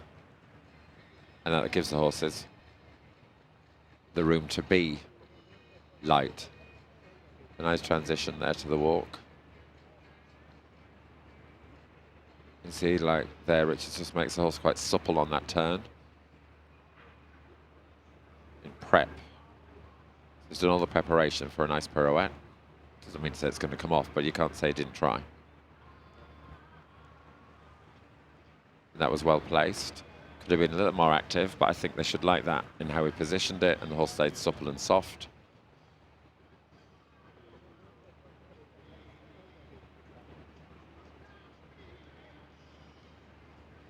So they're a very good walk in the legs, but the nose just needs to come more forwards. So for me, you could just give that about an inch more length of rein. Just to say to him, could you get that neck out a little bit more? I can see some tension there, and that tension comes into this walk pirouette. So the walk from there throughout the whole pirouette and everything he does before he canters is all one movement. So we're having a little sneeze now, so I've got some tension going on. But that's because I know in this test I'm going to do a canter in a minute. He wants to get that canter started now, doesn't he? Yeah, and it's a shame the horse couldn't just wait 2 more seconds. So there was just some tension that walk, because actually, you know, they only do 2 tests at every level. So the horses aren't daft, you know. Is it this test or is it that test? 2 tests at 1, 2, 3, 4, 5 star. You know, and horses do learn by repetition.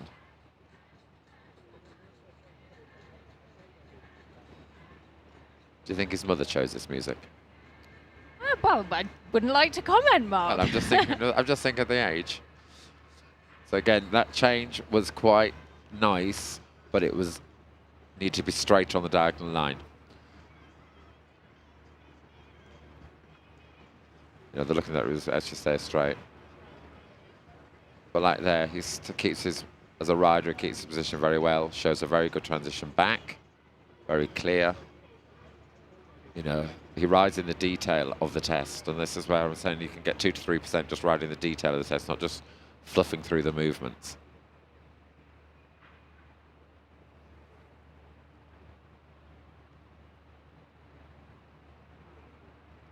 Team Coney watching on in the background. The Serpentine was very nice. Lovely change, just needs to be straighter. I could give that a 9 if it was straight. One of the judges did well, give one him of them a 9. did. Imagine if it had been straight, they'd have given it a 10. And actually, this is really pulling him down into that sub-30 territory. So if he gets these last couple of movements, then Richard Coney is going to be exceptionally well placed, because this is a horse that is very good, particularly in the show jumping, going for his 14th consecutive jumping clear round here in Millstreet. And Richard Coney making his Event Rider Masters debut. I think he'll be pretty pleased with that as he comes to that final halt. And we'll confirm that score, but certainly a very, very good accomplished test from a young man making his debut in the series, Mark. I mean, just very accomplished, lovely partnership, not a weak link, not a weak point, well presented. I'm impressed, and I could see why you said he was... I put him up on the eventing podcast as a dark horse. There was method to it, and those changes you were a big fan of. Really big fan, and I do think they've got the capabilities of getting a 10 because they're so expressive. If they were straight, I could give them a 10. And it was the harmony of the partnership as well.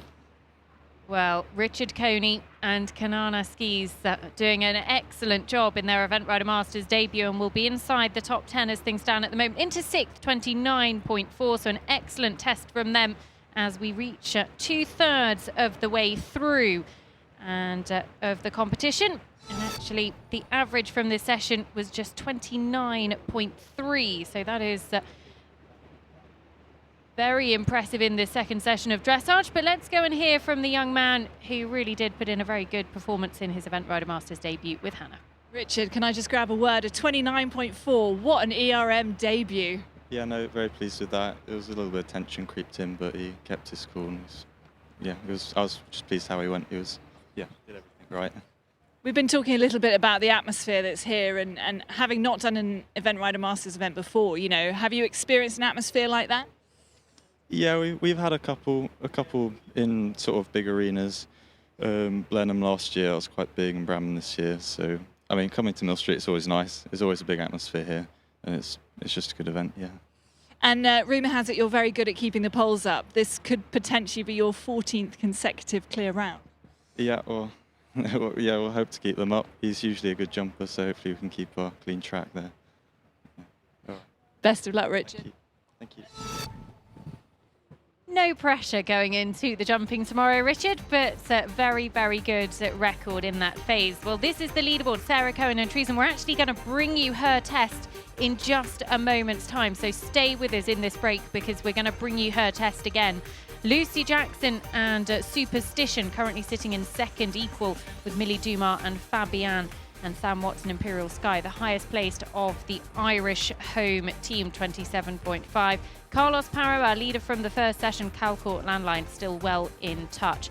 And 2 French riders down the bottom of that top 10 as well. A little bit further on, Sam Griffiths, Billy Liffey, 31.9. Cathal Daniels for the home side too, OLS King Aragon, 33.9.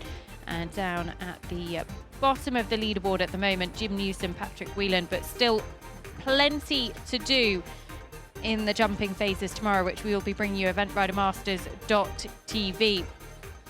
So that is how the action has unfolded so far today. We hope you've enjoyed all of the dressage so far, and we will be looking forward to these final 10 combinations. Mark Ruddock in the studio with me. Mark, let's just take a moment because we're going to come and watch Sarah Cohen's test in a second, and we're going to see just how good it was. But who else has stood out for you in this second session?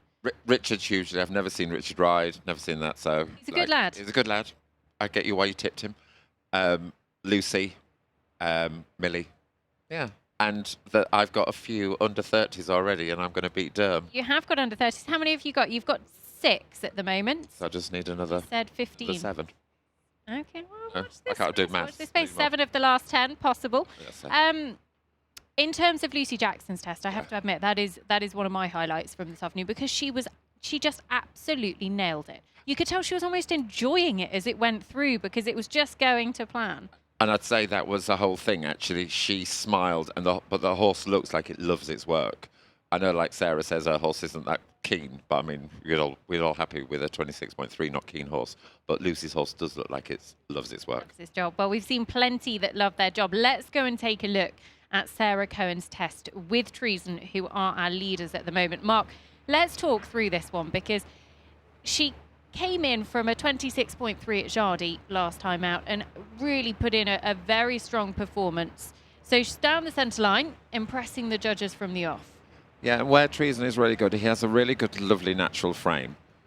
You know, and like here, he keeps the shoulder in.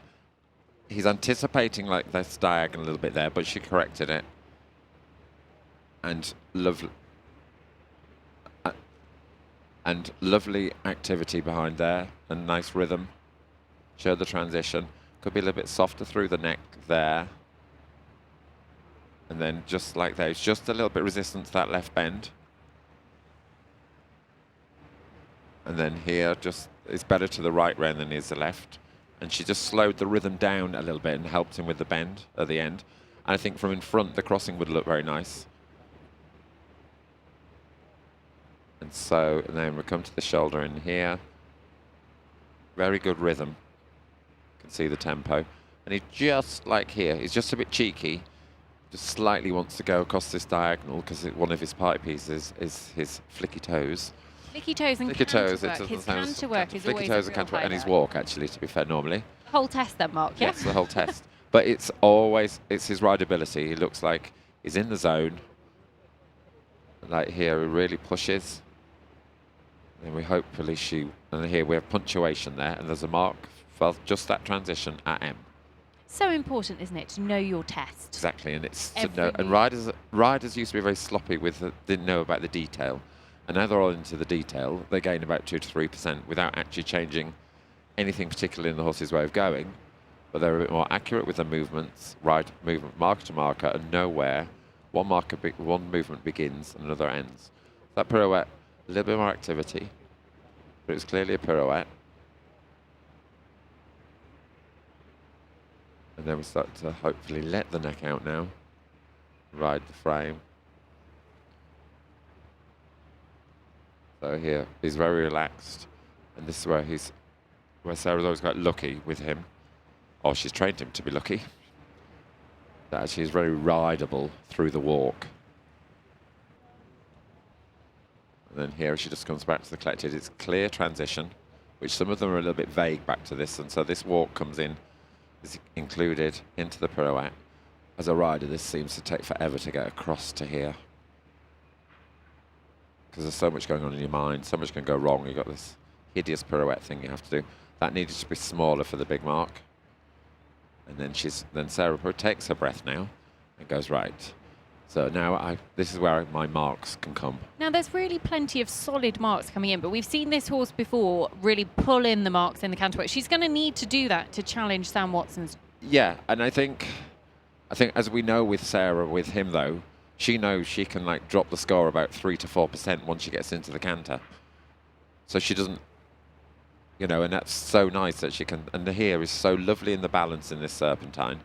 She's able to like nail every stride. She gets the same distance, super change without any bother to him, you know, and you maybe have a little bit more expression there to get into the 8s and the landings, more about the landing of the canter.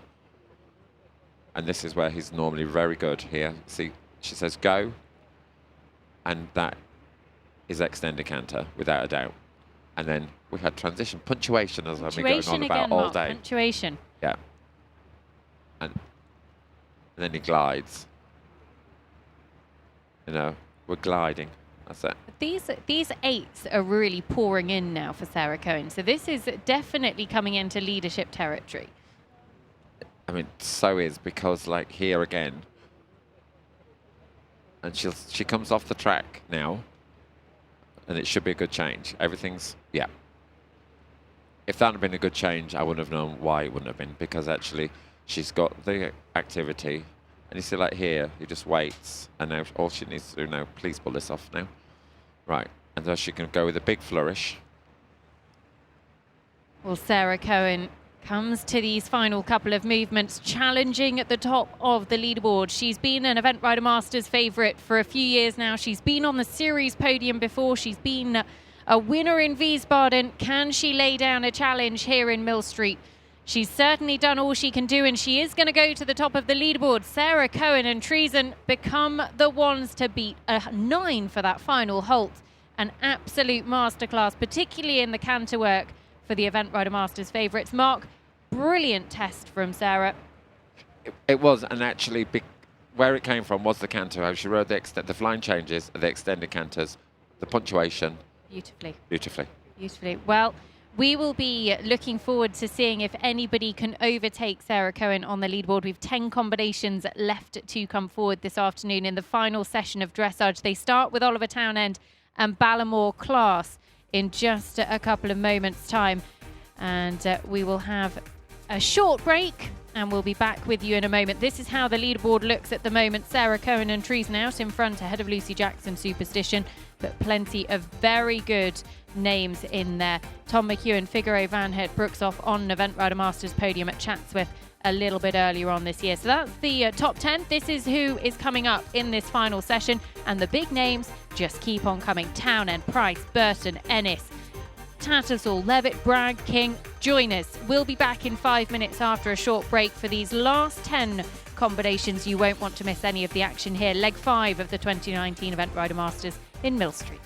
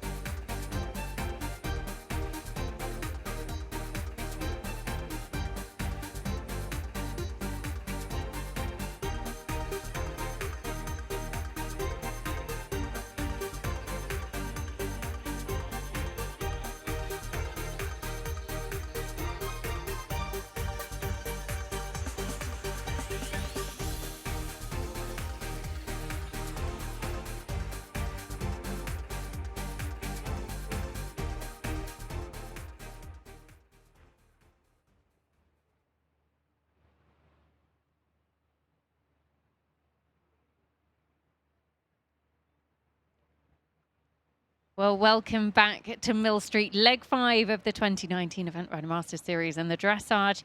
Well, we are well and truly in the thick of it because we are into the final 10 riders coming forward in the Dressage, the first of the 3 phases. Mark Ruddock in the studio with me. Mark, we've had a lot of very good tests so far and we are about to see some absolute corkers.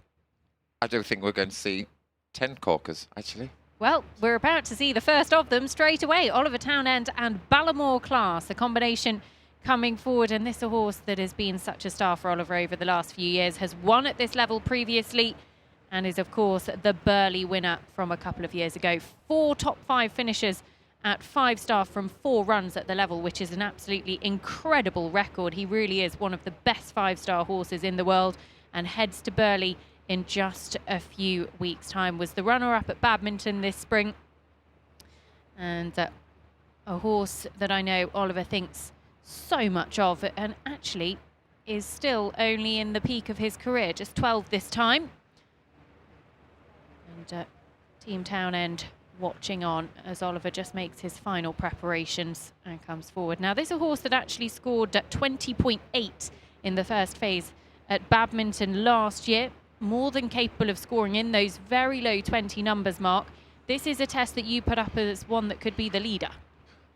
I think it will be the leader and it will stay the leader, but I think he needs to. Well, actually, we know the judges are in good form. They've seen marks. They've dusted off the big marks. You know, and this horse just has the way it just oozes class, and it has such lovely rhythm and cadence. We haven't talked about cadence today, have we? But lightness and where it has airtime in the trot. And look at that early trending score.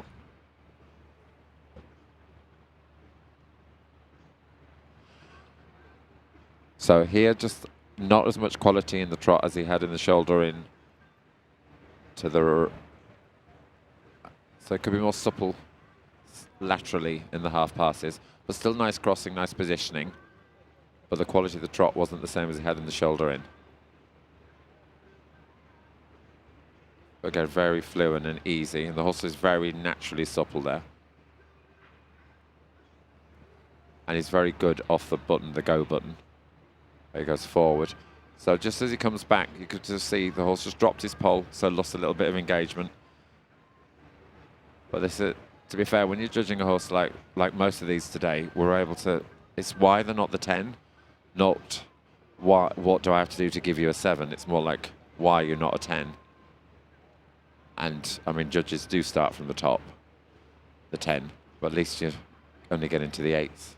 Izzy Taylor watching on. Saw her a little bit earlier on with Perfect Stranger.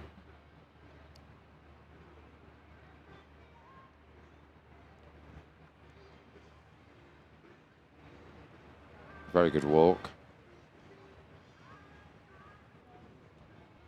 Very well placed pirouette. Could have been a little bit smaller.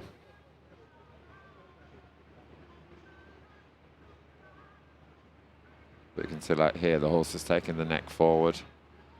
You can just tell by the picture without seeing the legs that the horse has gone into an extended frame. Yeah. And very relaxed.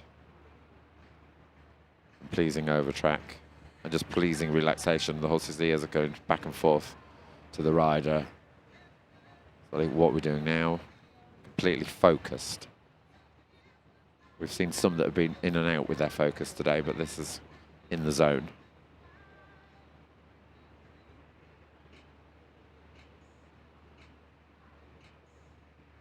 And quite easy around that pirouette. A little more activity for a really big mark, but beautiful canter transition.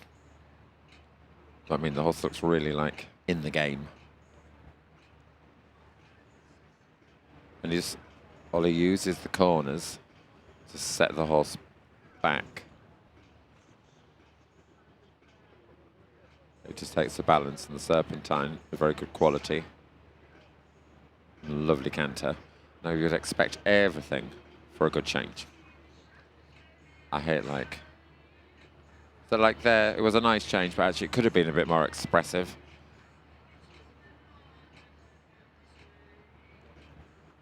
But he's very supple through the short sides and the corners. But that's the best medium canter we've seen today. And again, punctuation back. See, you see where Orly just focuses where he's going next. He looks around himself. Doesn't look for the next stride. He looks where he's going in 10 strides time.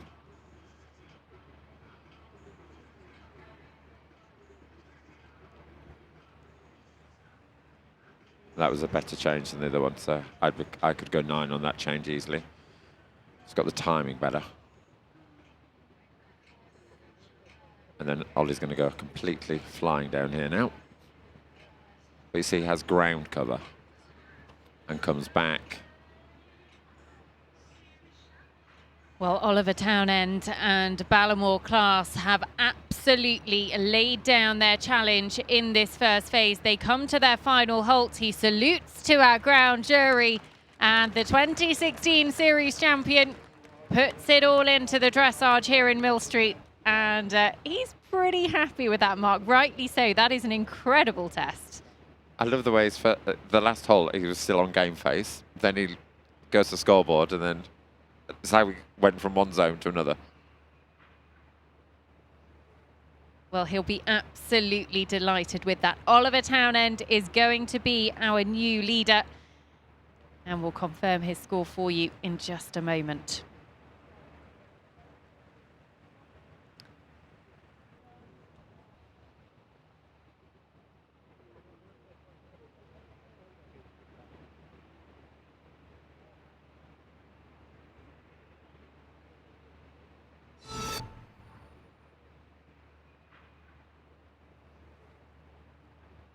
Well, you can just see the absolute concentration on Oliver's face throughout that test, and Ballamore Class really did give him absolutely everything.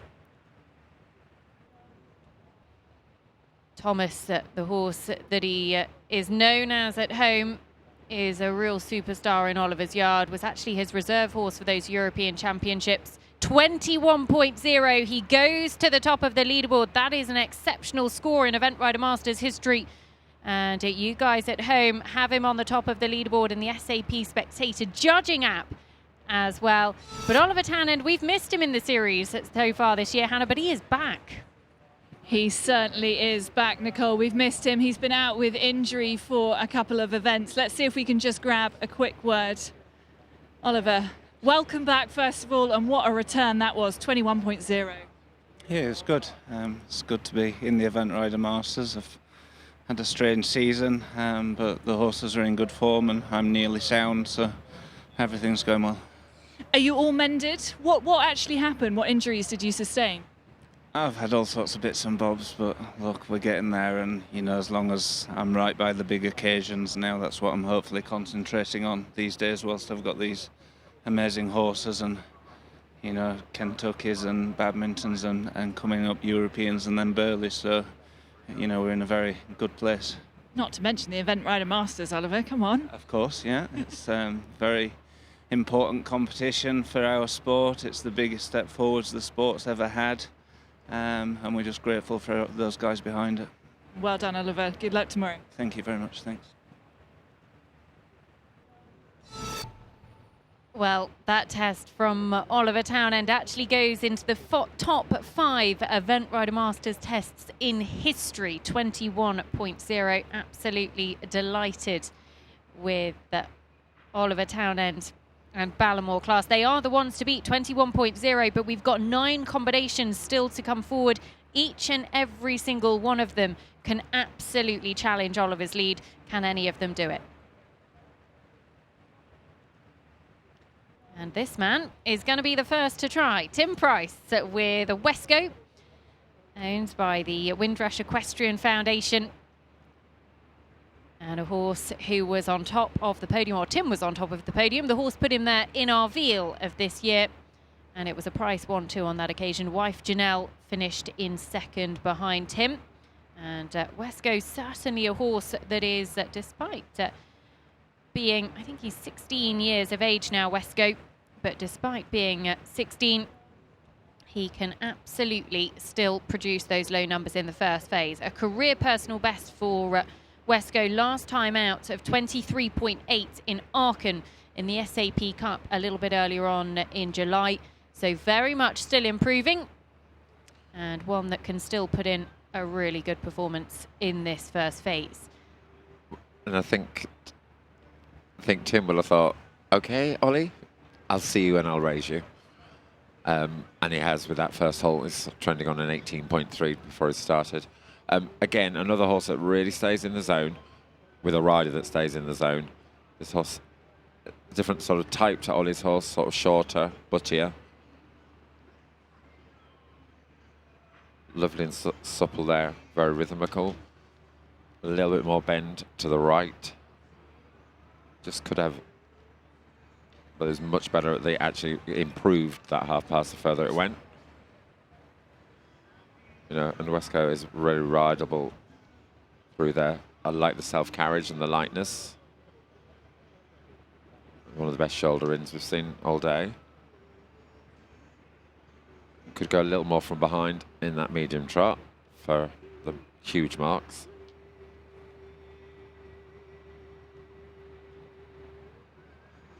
Lovely, lovely start, lovely preparation in that for that extended trot. Keeps the rhythm. Yes, the horse could naturally could have a bit more ground cover, but I don't think he has any more than that naturally. But Tim gets the best he can out of that and shows really good transitions.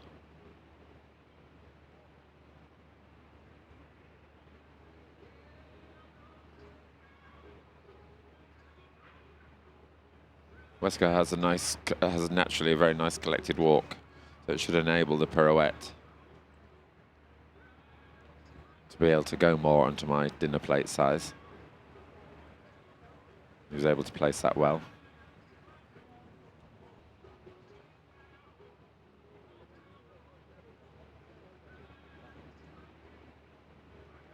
He's having a bit of Billy Ray Cyrus for his music. Not gonna lie, I'm a big fan, Mark, a big fan. And if you're not listening to the music, then you can tune in eventridermasters.tv. If you watch via the website, then you can listen to all of the riders' music selections. We've had all sorts. We've had Barbie Girl, we've had ABBA, Imperial March from Star Wars, you name it, we've had it. I think it slightly indicates some of the riders' personalities, so it's actually quite interesting if you can go to the live stream and actually hear it, because actually it maybe says a lot about their own personalities. And as Carlos Parra has found out, don't let Alex Watian pick your music. Exactly. Never trust your friends. That was all very neat, tidy, in the zone, on the aid, and supple.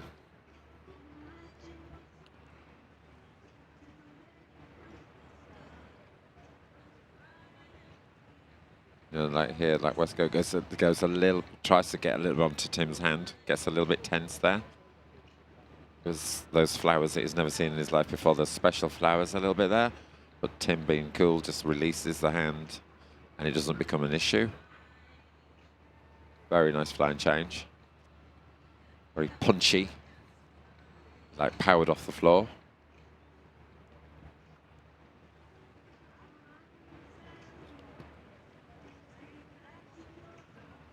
So I get the feeling there, Tim can't actually let him go as much as he'd like, actually. Like He looked a little bit, if he did let him go, then Wesco was actually just getting a little bit full of himself. Yeah, and then sadly, because he was tense, he was tight in the back and then he changed behind. And that's a real shame, because otherwise it had been an exceptionally clean test from world number one. Actually, he's getting very bubbly. I've not seen him be bubbly for a long time. It was a lovely change as well. Still manages to do a very good change. But it's like where these riders of this level of experience know when to actually just let the tension out before a movement like that. And again, just coming down this extended canter, Tim riding very tactfully with Wesco. And he comes down the final centre line. Tim Price, our RVL winner, with Wesco, just using all of his experience. The horse feeling very full of beans. Wife Janelle watching on and will no doubt be cheering him on. And Janelle will actually be joining us in our commentary studio tomorrow for the cross country as well. I think he had to work pretty hard in that test, didn't he, Mark? Well, I think like the trot and the walk went really well. And I think once he got into the canter, And then we did that medium, and when Wesco suddenly went, I'm going to go faster than you. And I think Tim was like... You're what, sorry? Yeah. Say that again? I think the distress signals came out, and then he changed at the end, and then Tim was like, okay, we'll just have to just sit here and smile through the rest of it. Yeah. Still a very good test, though, and it's still a test that's going to see him well in touch with our leaders, because the score will see him go into the top 10. Should be around 7th place, I would think. And there we go, 7th place, 28.5 for Tim Price and Wesco. And you guys at home have him on 26.8 with the SAP Spectator judging app.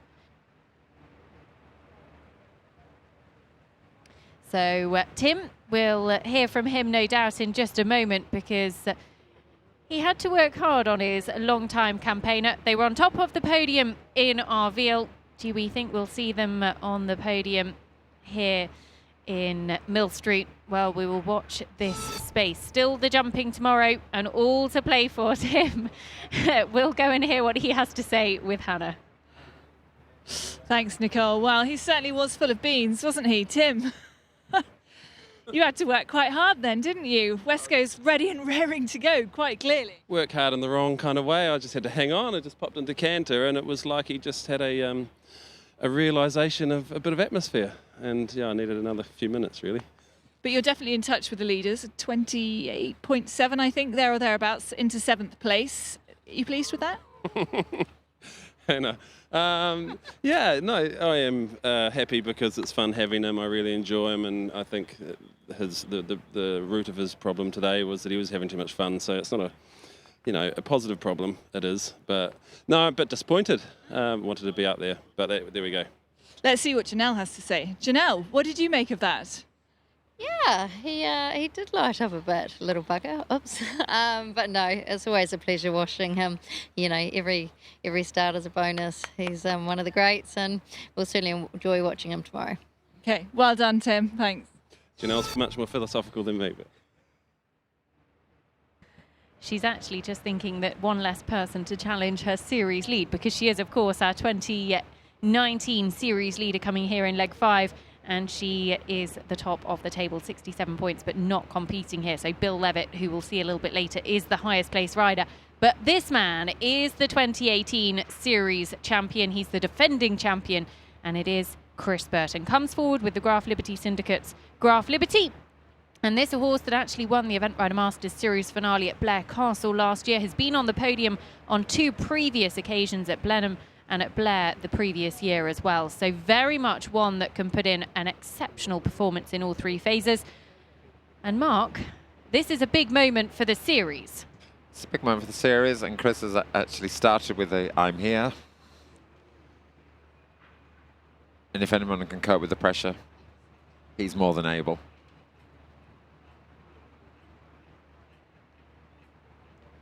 You know, this horse is so gifted in all its paces.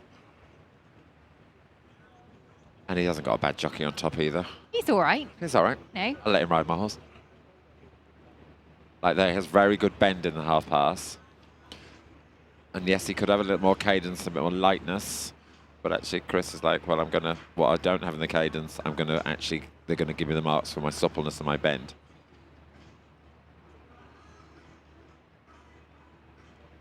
Now, you saw this horse in the arena familiarisation yesterday, Mark, and were very impressed. He was my winner of the familiarisation. Did they have their own? I had my own competition. Is he showing you what he showed you out there? In that he is there, yeah. What is it that you really liked about it? Actually, the horse is quite a showman. Well, a little bit like the rider, I'd say. Quite a showman. And actually, maybe like in the familiarisation, Chris maybe is like, I'm going to actually intimidate everybody else, because he kept doing these big trots past everybody. They do these beautiful flying changes. So whether there's some psycho plan goes on in the familiarisation with the other riders, I don't know. But it was working for me, because he owned. He owned the familiarisation. Yes. You know, and actually it probably does play. You actually intimidate all your competitors a little bit with. And rewarded with 2 8.5s for that extended trot, which has just seen him drop sub 30.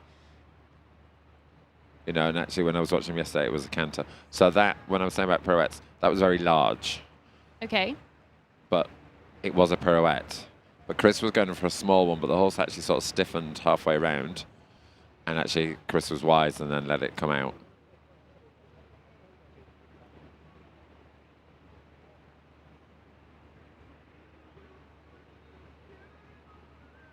And very lovely and relaxed through its body in that extended walk.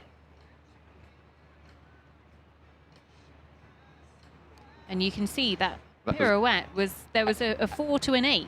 So do Exactly. they have to review that because there's a certain difference in? No, they only review if the overall percentage Right, is 5%. Okay.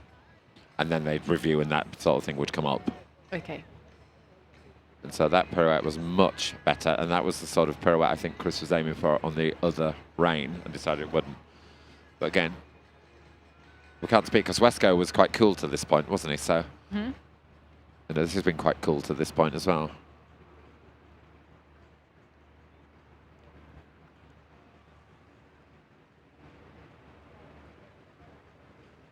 So I would just like the horse to take a little bit more weight behind. You can see just like slightly pitching down onto the shoulder a little bit. But Chris will do something here through this turn here to get him on the hind leg, set him up, to get him engaged for the change. Oh, that was another skip. So how would that be marked? Because 4, because it was, I'd say a 4. Would you describe that as late behind? Would you describe it? I'd say not on the aid and not through and lots of different things. But I would just say not through. Well, they didn't mind it. One of them thought it was a 7. It is all about the angle that you see it at. It is, and to be fair, the E-judge we get to on see that the line. best angle of every. Yeah, and that's why they're sat where they're sat. You know, so the average mark. And we're sat in a completely different position to everybody else. We're slightly up in the sky. You know, I just want a little bit more activity here. I feel the horse is actually a little bit tense. And actually, that second change costly as well. Yeah, because that horse actually, that wasn't on the aid. You saw in the chat. Oh. So he's doing a Wesco actually. The canter's got actually quite tense. This could be a big moment for the 2019 series because Chris Burton, one of the favourites to defend his title, having a couple of late mistakes in his test, which actually are going to bring his score just a little bit out of touch with our leaders. And of course, still a long way to go. But as he comes down to his final halt, Chris Burton has it all to do in the jumping phases. Graf Liberty will still be around the top 10. But Chris and Lisa Stone are watching on as Chris Burton, the 2018 series champion, completes his test. And Mark, there was a huge amount to like in the first part of the test, but those 2 flying changes actually proving pretty expensive for him. They were, and actually I do think it was exactly the same.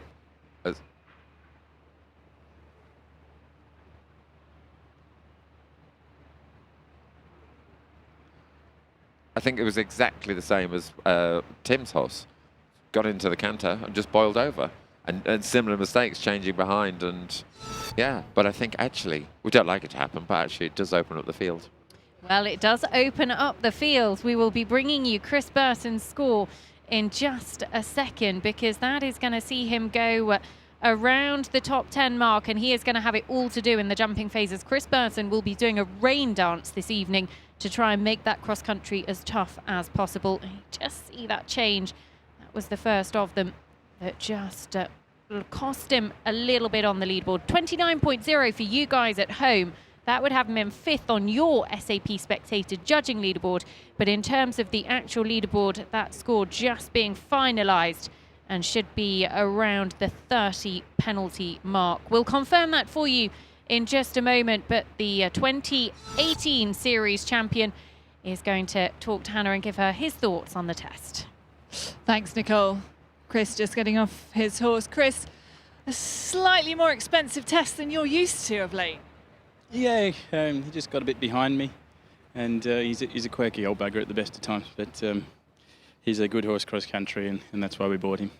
You and Tim seem to have a little bit the same problem. You just got a little overexcited and boiled over and then lost it a bit in the changes. Yeah, I don't know what Tim's doing. His one looks like a dobbin. No, in all seriousness though, looking forward to tomorrow. How's the ground? That's got to work to your favour a little bit. Well, I don't know yet. It's a beautiful course. Mikey S is one of the most fantastic builders. But we'll wait and see how it rides. I think if the rain stays away, it could be okay. All right. Best of luck, Chris. Thank you. Well, when Chris Burton says this horse is a very good jumper in the cross country, he absolutely is. So do not discount him, and he can still get very valuable series points here. Well, now come one of the favourites for the home nation. It is Sarah Ennis and Horseware Stellar Rebound, owned by Horseware, Nicky Potterton and Orly Ennis. Rocket, as he's known at home, actually finished in 5th place individually at the World Equestrian Games in Tryon last year, top 10, 7th place in Stragom at the Europeans the year previously. So this is a combination, Mark, that have a huge amount of championship experience for the Irish team, and they're going to be putting that all into play here this weekend. And Sarah is one of the most hardworking, most competitive people I have ever met in my whole life, and deserves everything she gets. And Rocket is probably one of the most competitive horses I've ever met in my life. Very good start, lovely cadence, some slight tilting in that right half pass. Actually quite quality in the steps though.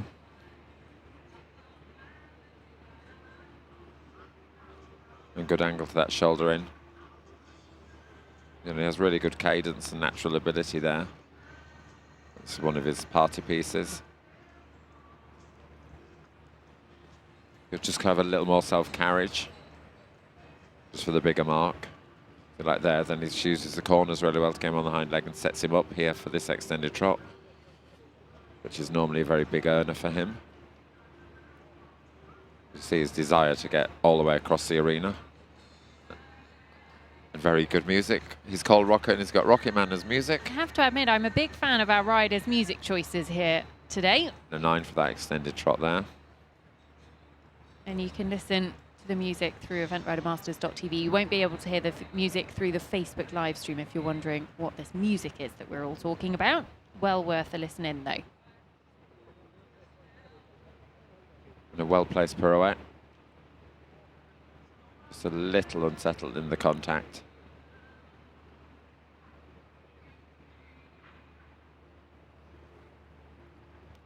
You know, this horse has barely had a run since the World Games. So I think actually he's coping very well with the environment. Absolutely is. And I mean, it's worth noting that this horse's personal best at this level in the first phase is 24.3 at Tattersall's, which was back in 2017. So well in touch with personal best territory at this stage. You know, with very little match practice. Absolutely. I think his first run was nationally at Tattersall's last week. Was. Since the World Games just about 11 months ago. Yeah.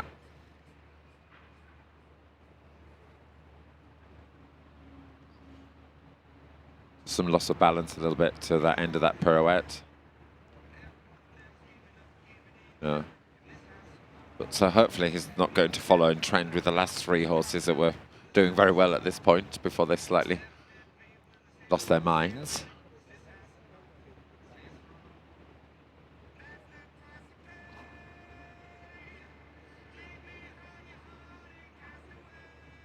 But lovely canter, lovely balance, and the frame is lovely. Very nicely uphill, you know, so here the ingredients for a nice change are all there. Yeah, very on the aid and expressive. Very nice corners, which she just keeps the flow through the corner. And here, so it enables her to then be straight as she comes onto this medium canter. And then we show definition. She pulled up a little early. If I'm going to be fuzzy, why I can't give her a 9. So again, then she defines that she's on the serpentine by cutting that corner. Just brings him back, keeps the engagement here. Where he's really good, he has a really good active hind leg which steps under his body. So it makes the job easy of the forehand being lighter. I'm getting nervous now. She's trending at the moment to go second, and that second flying change will not have done her any harm. Not at all. Yeah. And this is a horse, remember, that has been on an Event Rider Masters podium previously. Chatsworth 2018, they were runners-up behind Piggy French and Quarry Crest Echo. Sarah Ennis would dearly love to go one better here on home soil, and the Irish would love a home winner. Can Sarah Ennis, Horseware Stellar Rebound, secure that second position? They come to that final halt, and an absolutely beautiful finish to a very good test. 18 runs at the level previously. Horseware Stellar Rebound, hugely experienced. They're going to go into second on the leaderboard, Mark. And this is a combination that have got all the ingredients in the next 2 phases as well. Yeah, I mean, he's a very good jumper. He doesn't go slowly cross-country because he can't. Definitely doesn't go slowly Because he cross-country. can't. No, he will absolutely not mind a tight time in that final phase over Mike Hetherington-Smith's cross-country track. Yeah, I mean, a very impressive comeback. Well, Sarah Ennis is a very experienced lady, a very competitive lady, as you say, and she has done everything that she can do in the first phase with Horseware Stellar Rebound, waiting for confirmation on that score, because actually this could be a personal best in the first phase for them as well. Very much in touch with the top of the leaderboard.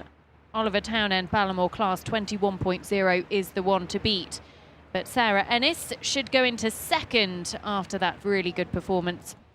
And Horseware Stellar Rebound really has performed to his best in this first phase. Well, the crowd's watching on, enjoying all of the action here in Millstreet. We've had a brilliant afternoon of dressage so far. We hope you've enjoyed all of the action. We've still got 6 top-class combinations to come forward for you. The likes of Liz Halliday-Sharp, Gemma Tattersall, Bill Levitt, Alex Bragg as well, the Jardy winner from 2018. And watch for changes to the top of the leaderboard. But this lady, Sarah Ennis, can she be on an Event Rider Masters podium? Into second, 24.9. Hannah, she'll be pleased with that, I imagine. I'm sure she will, Nicole. Let's see if we can grab a quick word. Sarah Ennis, a 24.9. What a spectacular test. I mean, hardly an outing since the World Equestrian Games. You must be so pleased. I'm delighted with him. He's 1 in a million. We unfortunately missed our only planned run on Sunday. He got caught with a shoe and was a bit sore, so we couldn't do it. So that's the first time back in arena since WEG. So I'm delighted with him. And I didn't do the familiarisation, and I wasn't sure he'd like the purple scaffolding, but I'm delighted with him. He's so good. And it's no secret that you're pretty quick across the country. It's put you in a really good position in second place. Yeah, again, we're lacking a bit of, we haven't had any cross-country runs. We did 1 schooling last week. So we'll see. I'd just be a little concerned that we won't end up with any shoes left. It's a little bit deep out there, and sure, he pulls the shoes on a good day, never mind a muddy day. So I'll just doing it step by step. I'm delighted with the first part. So we'll go and show jump now and see how it goes. So fingers crossed. Well, we've had you on the podium once before, Sarah Ennis. It'd be great to see you there again, especially on home soil. I'd love to be there. Thanks. Well, I have to admit, I didn't realise that her run in Tattersalls didn't come off, but Sarah Ennis absolutely pulling out all of the stops to go into second with Horseware Stellar Rebound. Now it is Liz Halliday-Sharp for the United States with Fernhill by Night. And Blackie, as he's known at home, has been such a firm favourite in the Halliday-Sharp yard for many years now. He's 16 years of age by Radlin, and a horse that has previously been top 5 in Event Rider Masters. Legs went really well in Wiesbaden a little bit earlier on this year, was 7th there. And a horse that actually has good Millstreet form as well, was 5th here 12 months ago. So Liz all to play for. And she's normally pretty good in this first phase, Mark, as well. I mean, she's a class act on the flat. Well, she's a class act, isn't she? Full stop. But she's very classy on the flat. The horses go very well. They actually have connection and throughness, and well, to be fair, all this the top ones do. That's why they're at the top. That's why they're at the top, because their basic training is correct. I think these are the best half passes we've seen. Actually, she's kept the same rhythm, same fluency throughout the whole thing. The horse looks really rideable. It's sort of forward in a happy way, but she's able to create the power. It's nice and supple, and because he's a nice round natural sort, he finds that actually the lateral work quite easy. And at least one of the judges thought I was right with the 8.5 for the shoulder end, for the half pass anyway. And like here, just has lovely cadence. What I know about cadence, where it looks like he's trotting on like, I don't know, marshmallows. Okay. Marshmallows. Okay. It could have springs, but I want marshmallows. Maybe it's that time of day where we need some sugar now. But it was all, the whole trot work was lovely, fluent and flowing. They're almost a bit boring, actually, aren't they? Well, these they're so good. No, Mark, don't say that. Wash your mouth out. No, I didn't mean boring, actually. I just meant how lovely, really. It is a treat because we have actually got 10 exceptional horses coming forward in this final session that really are just some of the best of the best. And I think that's the point. When you're being picky over this, you're being really picky, aren't you? I know. You're picking the minor I details. feel awful set here even criticising. But, like, that's what I'm paid for. It's not criticising. It's to actually say to people why it's not the 10. And it's lovely to sit here and go, why it's not the 10. It's not like, oh, that should be a 6 and that should be a 5. This is like the detail as to why it's not 10s. And this is where as judges you always do you always start at 10, but sometimes your stack falls a little bit out of the stacks quite quickly in the movement and you're into the 5s. So extended walk just could have had a little bit more over track, and that is very large. Good canter strike. Very good canter strike off. But again, this horse looks. I was going to say. To be honest, if he got lit up in the dressage, Liz would be delighted. She'd be delighted, wouldn't she? Absolutely delighted. Some days she didn't like him on a hot day, does she? No, she literally gets on him probably 5-10 minutes before she goes into an arena and gets as on it as she possibly can be. This is his sort of a bit more like his weather though, a little bit blustery, and so again, really nicely placed change, a little more expression for like a bigger mark than to get into the 9s. And I think actually this is more Blackie sort of weather today, a bit more wind. Very good and clear in that transition.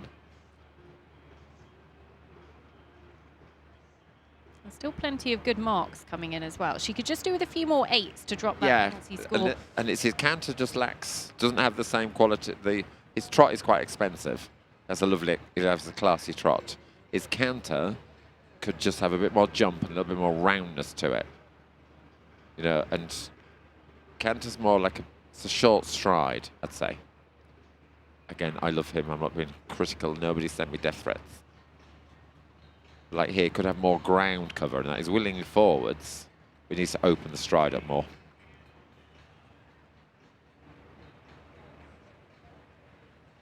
Well, still plenty of 7s coming in. Liz Halliday-Sharp, Fernhill by Night come down the final centre line. They scored 25.9 here 12 months ago. I think they'd have preferred to be a little bit closer to the mid-20s, but still a lot to like from that test. And we should see them go inside the top 10. Looking around at 29.6 as she finished that test. So should just sneak inside that top 10, and that would give us actually 10 sub-30 as things stand at the moment. And we've got 5 left, Mark. So you're on track for your 15 sub-30. We'll be watching this space to see if you can achieve it. But the one to beat is Oliver Townend Ballamore Class out in front with a score of 21.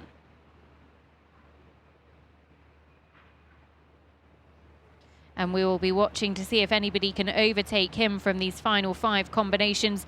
Sarah Ennis for Ireland, currently sitting in 2nd, Horseware Stellar Rebound, and Trees and Sarah Cohen in the top 3. But just waiting for that score to come in for Liz Halliday-Sharp, Fernhill by Night. But let's go and hear from the lady herself with Hannah.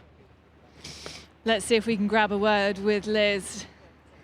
29.4, how do you feel about that? Well, I mean, that's a fairly terrible score for him, if I'm honest. That's not a great mark for Blackie. But I'd forgotten how deep the sand is in there, and he is quite a lazy horse, and I think he got in there and sort of ploughing through the sand a little bit, and it just dropped behind me a little, and that's kind of where we were at. So I had to work quite hard, and look, he's a good old boy, and he's 16 this year, and he does enjoy his job, but it's hard for him when he has to plug through. A lot of people have said that about the sand, actually, so it's interesting to hear you say that. Yeah, and when I got in there, I remembered it from last year, and it was a similar sort of situation for him. But look, he's a good boy, and it's just nice to have him out still and have him enjoying the sport. So we'll just keep kicking on. Good luck tomorrow, Liz. Thank you.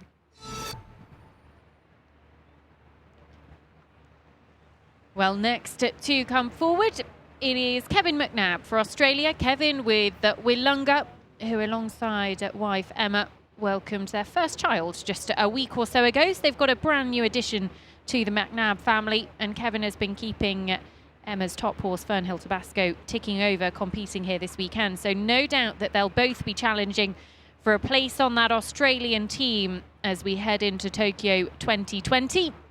And Willunga, a horse that he brings forward this time that actually has some really good form at this level. Was top 16 in Aachen, 5th at Sopot in the 4-star long format a little bit earlier on this year.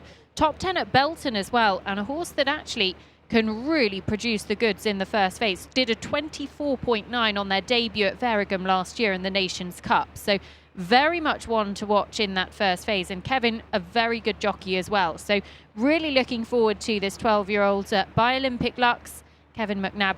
And Willunga next to come forward to present to our ground jury, who are Andrew Benny at C from New Zealand, Van der Stewart from Ireland at M, and Jane Tolley at E for Great Britain. And Mark, as I was saying, this horse is able to produce a very good test in the first phase. You were nodding alongside me. What are your first thoughts? I just liked the energy, the lightness, what he was doing in his prep, where he was doing the small circle around the tower, just shortening the horse, getting on the hind leg, and just making it all look quite yummy. Yummy. Okay. He's got a very elegant picture that he produces, hasn't he? It's very, dressage should always look effortless. And it's not easy, but it should look easy. Yeah, and that's a skill. I mean, it's like when you watch anybody do anything good, like dancing, skating, you think, oh, I could do that. And that's what the top dressage should look like. You should be able to get on, and I could do that. Well, let's see what they can produce. Kevin McNab, Willunga for Australia. Circle in the sand. Oh, we chose this, didn't we? You selected this music, Mark. Kevin handed the reins over to you on this one, so you can take the credit for the music. Well, I let my husband take the credit, actually, because he chose it. And don't forget, if you want to listen to the music, head over to eventridermasters.tv. And it fits the music as well. Really good start. Lovely elegance. This is what I was liking outside. Could have had a little more power in the medium trot there.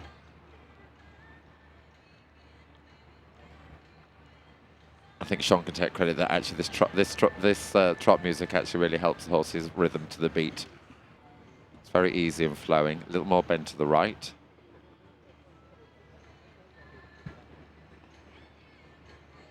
That was nice and flowing and easy. Carlos Parro, who is currently sitting inside the top 10 with Calcourt Landline, just watching the final few combinations coming forward. The horse doesn't get disturbed in the frame at all. And it's like you're saying, Nicole, actually, he does make it look easy. Like, he just gives it a little nudge with his leg there and says, come on, you're going to have your hind leg, because actually we've got a big trot coming up. And I believe it. So just a disturbance in the rhythm. They won't kill him for that. But very good transitions. Yeah, one of them to kill him at all. I think 6 was harsh. I think 7 maybe. So it actually ends up in the right mark in the end. He's got an interesting front leg in his walk. I was going to say, it's almost in the olden times, heading he used to towards call that goose Spanish. stepping. But Well, not we quite used to call that the Spanish goose step. walk, in the but okay. a lot of warm blood horses used to do that in olden times. I don't mean like Victorian times. I mean like sort of 10 years ago. A few years ago. A few years ago. It was a very warm-bloody thing to have, and I think that's why it's called the goose step. Trying not to be offensive or anything here. We'll just move on. Just move on. Mark. Let's move a on very to the extended deliberate walk. front leg. And the trouble is, when they do that big front leg, the overtrack isn't so easy to get because the hind leg has to match where the front leg has been. But when they do the front leg out so far, it doesn't always overtrack. So a little bit of tension creeping in here through the turn. We've been to this point with a few horses before, haven't we, where it's actually going quite well. And we get to this pirouette, where actually Kevin's ridden that very nicely and would have taken the... And the horse was like, shall I canter without you, Daddy? And he's like, no, you'll wait for me. So, what would I call that transition? Tactful and cautious. He sort of said to the horse, all right, you just wait for me. So a little bit more balance.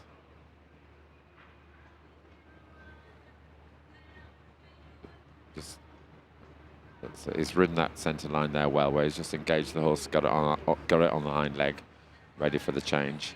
And a lovely, lovely change.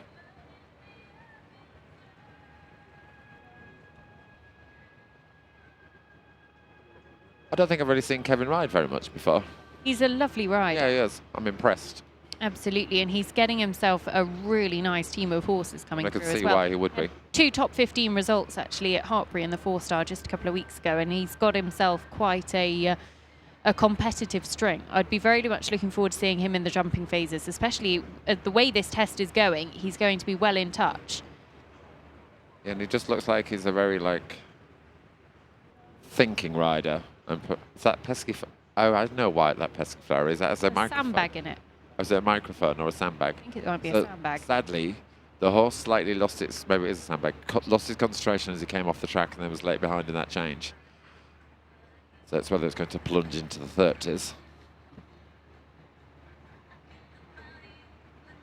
I think it should be enough to stay in the 30s. Well, Kevin McNab comes up his final centre line with Willunga, and it's been a very good test from this combination. Just gets penalised for that final change of leg, but that was the only real mistake in this test, and otherwise it has been very impressive as the watching crowds applaud him, and an 2 8s for his final halt, so he will be sub 30 and will go inside the top 10. Kevin McNab and Willunga, and you can just tell that that horse, Mark, is going to produce such an impressive score at some point soon. Yeah, because actually, I think he has a very good rider, a very good trainer, so that obviously is the big, it's a combination. But the horse actually doesn't have a weak link in its paces, mentally really rideable, and actually it's black and it's gorgeous, and, it looks, they both look the part. Well, we'll bring you Kevin McNab's score in just a moment. But don't forget, if you want to stay involved in the Event Rider Masters series between legs, then you can join the Event Rider Masters Platinum Club. There's some incredible yard visits. Laura Collett and Bill Levitt both did one recently. And I believe there is a very impressive one coming up with Chris Burton, later this year at his fantastic new facility. And you would not want to miss it. So go to eventridermasters.tv for more information. As next to come forwards, it will be Gemma Tattersall, but Kevin McNab, but just waiting for his score to come in. 28.8 in the end and into 9th on the leaderboard. So still a very good competitive score, and it gives us our 11th sub 30 score of the day. So Kevin McNab has completed, and let's go and hear what he has to say with Hannah. Let's see if we can have a word with Kevin. Sorry, Kevin, just very quickly, a 28.8, how was that for you? Probably not his best test, but if he finishes on that, I'll be happy. He's absolutely beautiful and shows so much potential. Yeah, he's quite a lot of fun to ride on the flat. When it all comes together on the day, it's normally pretty good. Best of luck for tomorrow, Kevin. Thanks very much. As next to come forward, it is the young lady who was on the podium in Shardy just a few weeks ago. With this mare, it is Quick Look, the 5th, owned by the Pebbles Syndicate. And it's a horse that actually has topped an Event Rider Masters podium previously as well at Chatsworth back in 2017, the year in which Gemma won the series title as well. And a horse that actually has the best 6-run average on Equiratings numbers in the entire field. So, Mark, if anybody can challenge Oliver Townend and Ballamore Class on that score of 21.0, it is going to be this lady. It is, but it'll have to be brave. She'll have to just go to the edge, I'd say, and be daring and take risks. Take risks. Well, we will watch how she gets on in this first phase. Gemma Tattersall, Quick Look. Gemma currently ranked at number 10 in the world, scored 25.1 in Shardy last time out. This 14-year-old mare by Urkel is one that can be very smart on the flat, as that first halt might indicate. Well, it means I'm here and, yeah, give me the marks. Lovely activity in that shoulder in. And very good from behind there. Nice transition. I'd say from previous tests, she's actually asking for more trot, to be a bit more dynamic. I mean, she's quite dynamic, but she's asking for a bit more sparkle.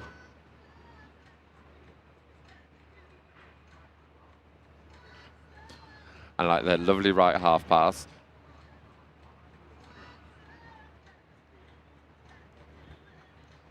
Yeah, I'd say she's just gone for a bit more power today. Well, Gemma will have seen the scores and been competitive. They all want to. Absolutely. And They don't want Ollie that too far ahead. She's a lady that wants to be on the podium here this weekend, but I would say she needs to be up there after the first two phases, because the cross country here, particularly if the ground is a little bit deeper, would absolutely need a couple of time penalties in the bank, perhaps. Gemma's mum, Marcel, just watching on in the background. And that would deserve a big mark, because she was very brave there. Not very brave, or took a risk. You know, and the judges do reward risk.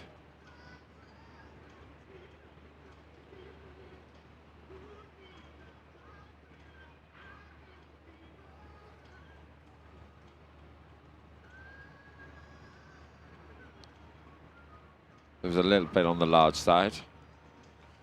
It's because the walk could have been more collected.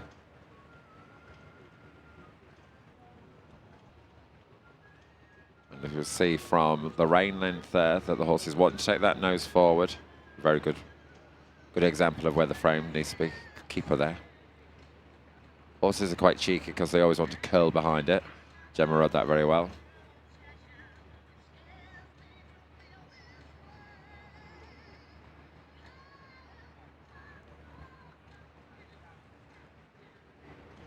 Marcel Tattersall, who's been a huge part of Gemma's career, always travels with her to most of the big events.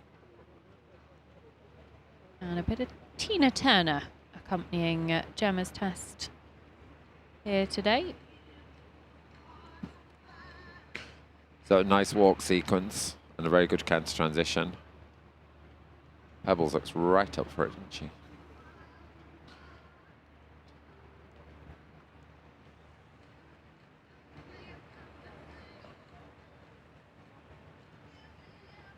Like the energy, like the frame. Keep her up in the shoulder. Very good change. And actually, it was potentially Gemma's change in the dressage, or one of her changes in the dressage, that could have cost her that top spot on the podium in Jardy. So her second change, she'll be absolutely keen to get that right. It was the second change. Yes. It was the second change. Like, I just feel she's been... that was... Hopefully they will have blinked and missed that. I feel like Gemma has been much braver today. And it's actually, she's trying to catch Ollie in a very good way. Well, she's going to be well in touch with the leaders. If she could just pull in a few extra marks for these final couple of movements, she can actually really pull herself up into the top 5. Oh, that change was late again. And that is going to prove costly. Let's see what our ground jury members think to that. Fours across the board. So Gemma Tattersall, and quick look coming up their final centre line. It's been a good test from this combination. And 28.7 as they come to their final halt. They're trending Gemma Tattersall a little bit of a grimace as she completes. She'll have really wanted to have been in the mid-20s or challenging the leader Oliver Townend, but this is a mare that is very good in the show jumping, so can certainly pull up a few places, particularly in that second phase. Mark, there was a lot to like there, but that second change again proving expensive. It was, and actually I think it was the best test I've seen her do in overall quality and attack and purpose.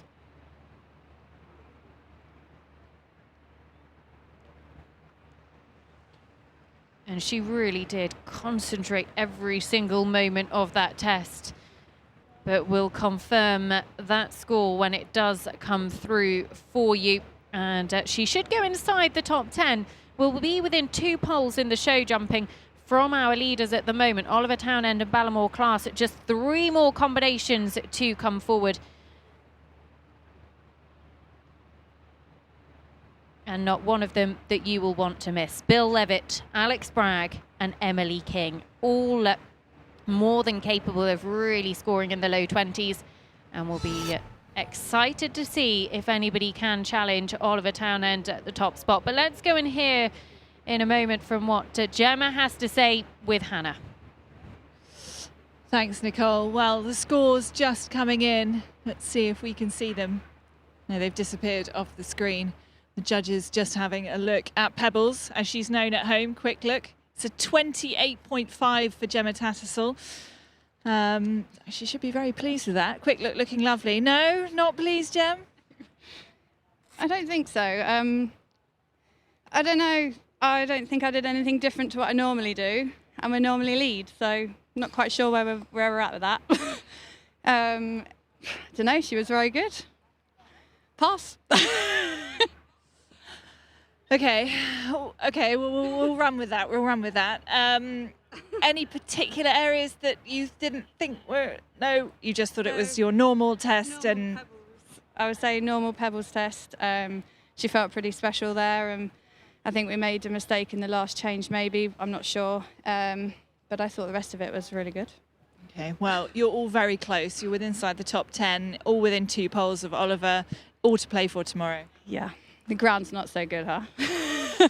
It's not ideal, Pebbles. No, we'll see. Yeah, we'll see. Okay, good luck, Gemma. Thank you. Well, understandably, a little disappointed, a horse that is often in the top spot after dressage, led in Arville after the first 2 phases, well up there in Jardy as well, was, I think, second going out on the cross-country, and the Equistro Groom's goodie bag going over to Marcel Tattersall. Pebbles having a little look as well. Just keen to see if there might be something in there for her. But we'll see them in the show jumping tomorrow morning, and always very good in that first phase. That is Alex Bragg. So Zagreb is heading into his last warm-up just over in the arena next to the main arena. But here comes Bill Levitt, Shannon Dale Titan, the man who is the series leader of those riders competing here this weekend. Second overall in the series, but Janelle Price not in the lineup. So the door is open for Bill Levitt to get some more good series points. Now, Shannon Dale Titan, Mark, a horse who can be pretty flashy in this first phase. Bill's got it all to do here this weekend. He has, but I think he will cope with the pressure.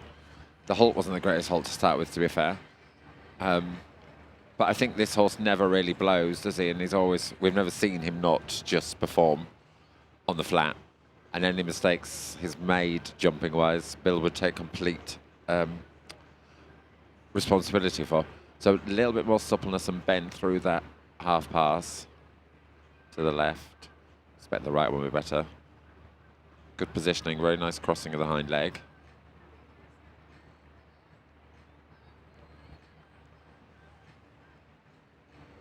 And Bill's long legs do enable him to actually make the horse wrap round his leg into the corner.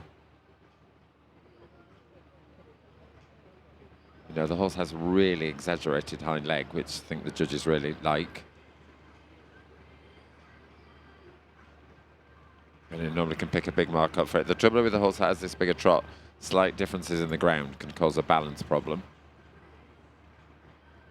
And especially when you go towards the end of the class, sort of the X's and the halting markers start to be slightly big dug up, so the surface isn't always the same.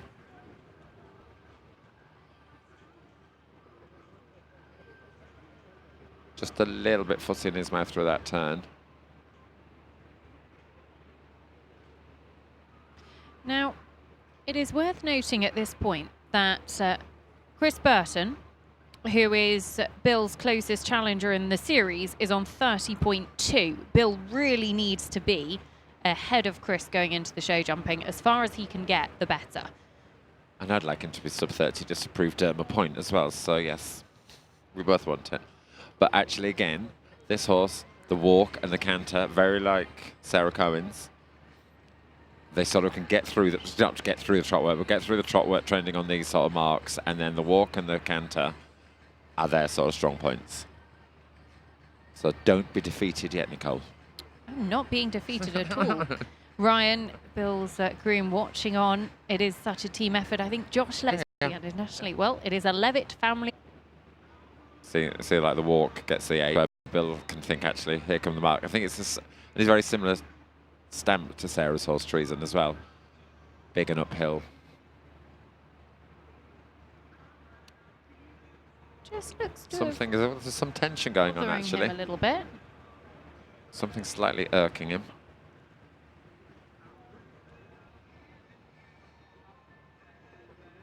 A very good change. Nice change.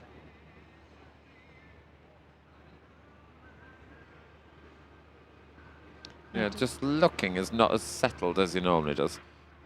Now, don't forget that Chris Burton score of 30.2, because this is a big moment. Bill really needs to be ahead of Chris Burton going into the show jumping.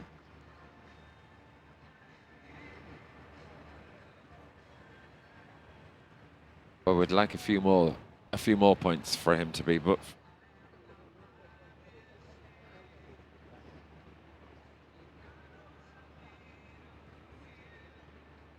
thinking like there, it's more relaxed. Lovely flying change there. Beautiful flying change. So it's just not, the horse isn't as settled as we've seen him in all the other series.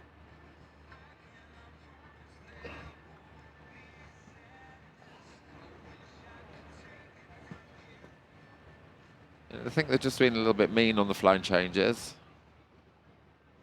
Well, as he comes up the final centre line, it is looking very likely that Bill Levitt and Halliday-Sharp are going to be in the 30s for the first time in 8 international runs. Today wasn't the day for that to happen. We wait for those final scores to come in, and importantly, Chris Burton on 30.2 is just behind him in the series and is going to be ahead of him on the leg leaderboard. This could change everything in terms of the series leaderboard.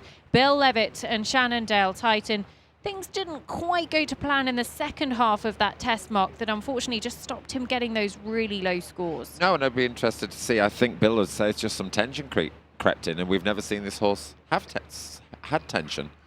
And I think it was more the tension stopped him being able to really ride easily. Well, 30.9, he's close to Chris Burton, but he is behind him on the leaderboard. Can that change in the jumping phases tomorrow? He's in 16th after the first 28 horses have completed their test, Bill Levitt and Halliday-Sharp. And let's go and hear what Bill has to say with Hannah. A little bit disappointed, I have to say, us here in the studio, Hannah. Yeah, well, I've just had a little look with Bill. We've had a bit of eye contact and there was a little sort of shake of the head. Bill, 30.9. I mean, was there a little bit of tension creeping in there? I mean, we never see how we have any tension. Well, not tension in the true sense of the word, but he probably wasn't feeling quite himself. It's just a reminder that they're not machines, and, you know, I felt yesterday he felt a bit out of sorts, but I don't know what happened in there really. He just found it a little harder. This test he doesn't like as much as 4-star A, so for whatever reason he struggles with this test a bit more. So Linier's I think A, so hopefully he'll be back to games again. He tried really hard but just lacked a bit of quality. You have said that before about this test, actually, saying that it wasn't his sort of favourite, that you did prefer A. Which elements of it particularly? Well, the walk pirouettes and just the way the patterns work. He's a very tall horse, you know, he's a very leggy horse, and he finds that some tests a bit harder than others, and that's one he finds a bit harder than the other tests. So. Now, Bill, you are obviously the highest ranked rider here, with Janelle not riding this weekend. What is the game plan for tomorrow? I mean, apart from the obvious. Yeah, well, the obvious, I think. You know, I've got to try and jump a clear round this. Okay, I haven't really got a score that I've been normally getting, like 26, 27, 25. So, but we're not far away, and have to jump a clear round. So, jump a clear round tomorrow, and then take it from there. We're all gunning for you, Bill. Thank you. Oh, well, we still look forward to Bill in the jumping tomorrow. This is one of those walk pirouettes that the horse isn't a big fan of, Mark, and they are like humans. There are things they prefer and not so keen on. I do think a lot of people would have quite happily had that pirouette that we just showed then, but I just think it wasn't as happy as he normally is. Wasn't his day. Well, this is the penultimate combination to come forward. It is the Jardy 2018 victors, Alex Bragg with Philip and Sally Ellicott's Zagreb. Alex currently ranked 19 in the world, And a horse that has actually been third on Irish soil already this year at Tattersall's in the 4-star short a little bit earlier on this year, and also third at Lemulan in the 5-star. 15 years of age now by Perrion, and Alex, ever the competitor. Absolutely no doubt in my mind that he is coming here looking for a big result. Such an elegant horse, Mark, isn't he? He is, and he sort of owns. There we go with the Greatest Showman. I'm waiting for it to come on. But the horse actually owns the arena, and actually, you know, they know each other so well. You know, and Alex has come in here, said to them, "Hey, give me the marks. I'm not going to faff around." Could have been a bit more balanced on that turn. He slightly threw him around that turn, thinking, right, come on, we need to keep these judges awake. To be fair, these judges haven't needed to keep them awake because actually every horse has kept them on the edge of the seats in a good way. You know, and Alex understands how to ride a dressage test as well, and he knows what it takes. And it was a career personal best, his 23.6 in the dressage in Jardy for both Alex and the horse when they went on to win a little over a year ago. So more than capable of putting in those low numbers. Yeah, and they are banging out to be there as well. That is quite an extended trot, Mark. That will be extended trot of the day. Without doubt. He'll probably get 6s now. There we go. Nope, 9, 9, 8.5. I do worry when I say such things. You've taught me a thing or two along the way, Mark. No, but I worry that they don't see it.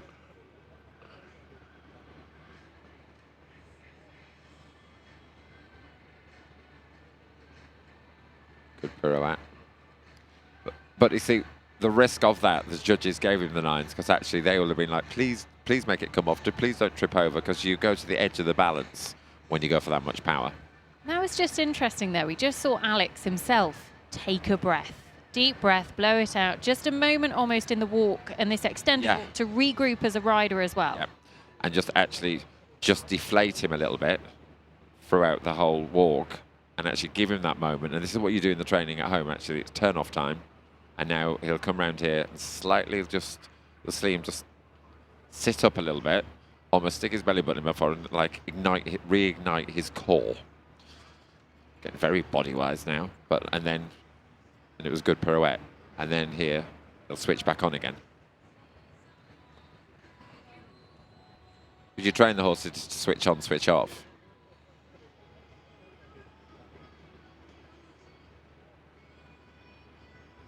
That is such a shame. That is going to prove an expensive mistake because he was actually well in touch with challenging Oliver Townend. Yeah, he was down in 22s, wasn't he? Yeah. Now that Serpentine, we might see these marks change, Mark, because I think it might have bled into 2 different movements. Yeah, and I think one of them has picked up on it and the other 2 haven't, so I think we'll see that change.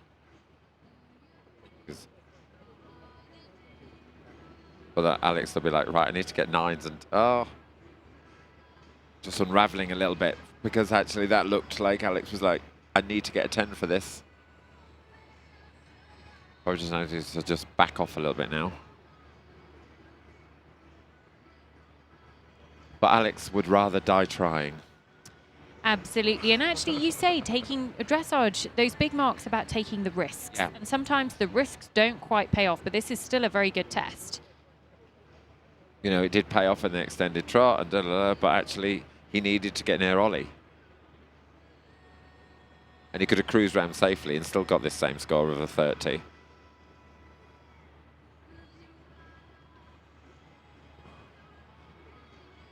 You know, he'd like to drop just below.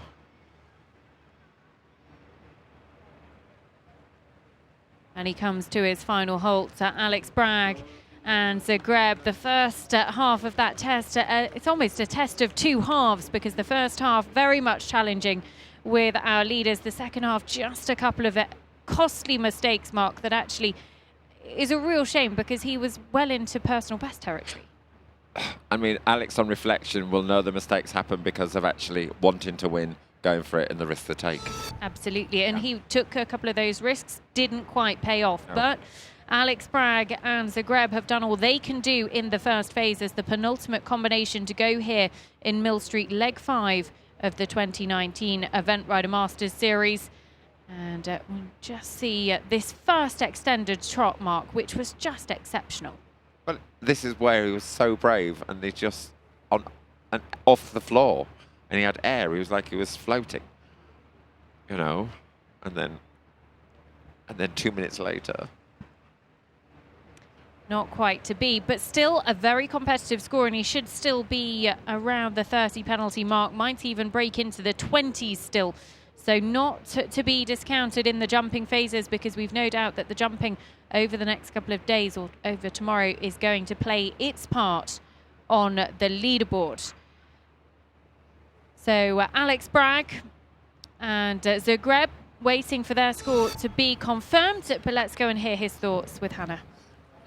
Alex, I mean, you were so brave. That extended trot was the best we've seen of the day, and then it slightly unravelled after that, didn't it? Yeah, 2 big mistakes in the canter work, big ones, which he's very secure with normally. Maybe, I'll be dead honest, it's been a really tough week for me, and got in there, got quite emotional, picked the music because of it, and yeah, he was great. I think maybe my composure, I lost a little bit there, but yeah, the horse was super, and I'm very pleased with him. Alex, you started off the first half of the test. I mean, we thought you were going to challenge Oliver Townend. It was going to be a personal best, and then... Yeah, well, these things happen, didn't they? It's... do you know what? This is it. It's eventing, it's life, it's crack on, and everything's okay. We can jump tomorrow, which is super. So, happy days, really. Good luck, Alex. Thank you very much. Well, do you know what? A hug from one of your kids at the end of it makes everything okay. Alex Bragg just showing his heart on his sleeve there, because actually riders put so much into this and everything hinges on one test. It really, really does. But we'll look forward to seeing him in the jumping phases. As he says, he's good to jump tomorrow. Now here comes, and he's well in contention actually, still in the top 10. Now here comes a young lady who has the second best average in the field. It is Emily King and Brookley, owned by Jane Delmissier, and a horse that has been a real superstar for Emily over the last few years. Gave her 5-star debut a couple of years ago, finished in the top 5 at Pau. Has had a bit of time away. We saw them at Jardy. They didn't run cross-country on that occasion, but a horse, Mark, that in the first phase in particular can really go close to the low 20s. Yeah, he's had really, in top company, really top company. And again, I think they know each other so well. Emily's a very brave, wants it, hungry rider. And the horse actually comes to the party with her, and they're wanting the marks. And her music is very dramatic, and it all adds to it now, And he has a lot of power. I didn't really miss a beat with the rhythm. She's not going to worry about Ollie either. And she's going for it.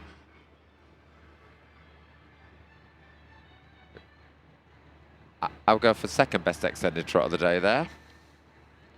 It's hard to follow Alex's extended. Yes, it was, but she gave it a good try.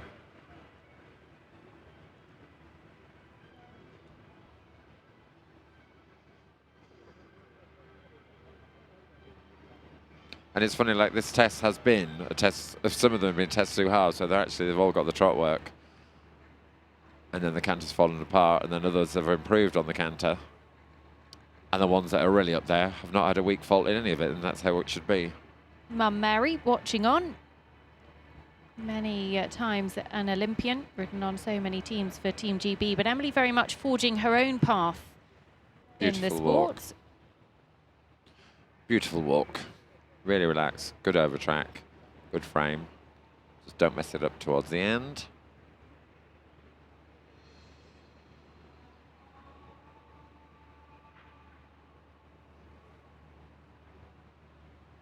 It could have been, there was a little sort of straightness issues on that long side before she made the turn.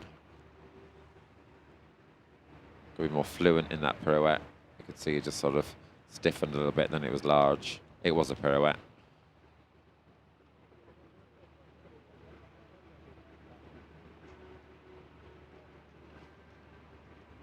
could just want a little bit more engagement here, a little bit more collection. The balance is just a little too much onto the hand. And there's slight tilting going on through that turn. As to why it won't be in the 9s.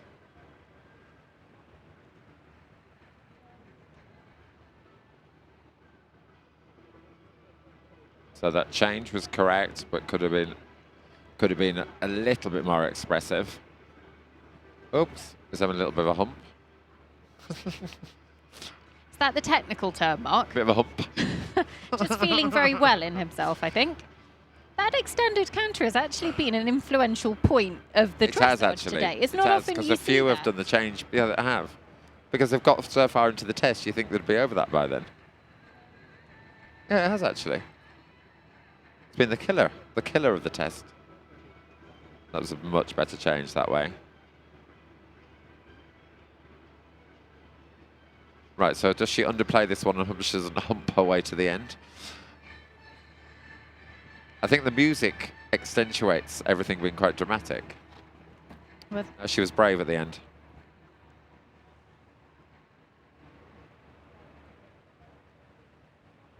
Well, Emily King, Brookley coming down the final centre line. I have a feeling that trending mark could well drop well below 30. Perhaps a couple of the marks haven't logged quite correctly, because that was a very good test from this young lady, and Brookley is going to be in touch after the first of the phases here. No, it did that same thing where I blinked and it went to 30. I think it's 20, just when one of the scores from the judges doesn't come in, it just takes a moment. She was on about to 27. So I think we will see Emily King and Brookley's score drop a little bit lower than that. But she should go inside the top 10. There we go. It comes back down into the late 20s. So Emily King and Brookley will be into the top 10 with that very good test. Not enough to challenge our leader. Oliver Townend will be on top of the podium going into tomorrow's jumping phases. Horseware Stella Rebound and Sarah Ennis will be second, and Sarah Cohen Treason completing the top 3. We're going to take a look at that full leaderboard very shortly for you, because it has been an action-packed day of dressage here in Millstreet. We hope you've enjoyed all of our coverage, and we'll be looking forward to hearing Emily's thoughts on that test. Let's go to Hannah. Thanks, Nicole. Well, Emily straight out of the arena. Emily, how was that? Brookley looked on fine form. He was a really good boy. He went actually really calm in there. He went really relaxed. So I was like, go on, Brooke, keep going. Yeah, I did like a really short warm-up, trying to keep him really fresh. But I mean, it's nice, you know, prefer them to go nice and calm than being all excited. But no, really pleased with him. He was a good boy. Well, you're certainly in contention. You're in touch with the leaders. A lot of people very close and in that 30 mark. Tomorrow, have you walked the course? Yeah, walked the course. Yeah, really like the look of it. The ground's quite holding, but it's forever drying up. So, yeah, try and do a good show jumping round, keep on my dressage score, and then would love to try and go for it on the cross country. Well, this breeze is certainly helping with the drying up. Good luck tomorrow. Thank you very much. Thank you. Well, what a day of dressage. There is Emily King. She will go into 6th place, 26.7. So well in touch with our leaders. And this a horse more than capable of putting in a clear round in the show jumping as well. And news in from Equa Ratings is that at the start of the day, they actually said that the 6-run average of the dressage for all of the horses in our field was 30.9. The actual average for all of the horses in the field is 30.9. So Equa Ratings getting it absolutely spot on here. But there is your leaderboard. Oliver Townend, Ballamore class out in front. You guys at home agreeing that he should be our leader on the SAP Spectator Judging app. Sarah Ennis and Sam Watson in 2nd and 7th, flying the flag for the home nation.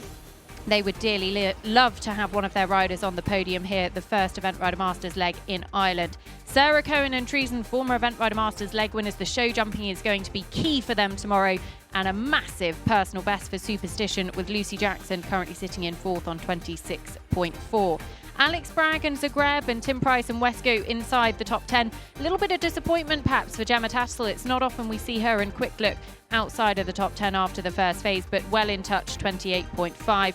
Watch out for Richard Coney in the show jumping. Kanan Askies going for his 14th clear consecutive jumping round in the show jumping, and others to watch. Tom McEwen on the podium at Chatsworth, and Chris Burton, Graf Liberty, looking for big series points. And a little bit further on down the leaderboard, the likes of Cathal Daniels and Izzy Power both looking to make the most of tough cross-country tracks tomorrow afternoon. And of course, all of that jumping action will be with you, eventridermasters.tv. We hope you've enjoyed what has been a brilliant day of dressage. Mark Ruddock has been in the studio with me every step of the way. Mark, your highlights of the day. Sarah Ennis has come back. Yep, Horseware Stella Rebound. Yep. First time in a dressage arena since the World Equestrian Games last year. Incredible. So that definitely gets round of the day, Okay. definitely. And Ollie just proving class, and Sam, and an Irish sandwich. Yes. Sam Watson and Imperial Sky, who are in 7th place. Echo Ratings would absolutely love to see him on the podium here this weekend.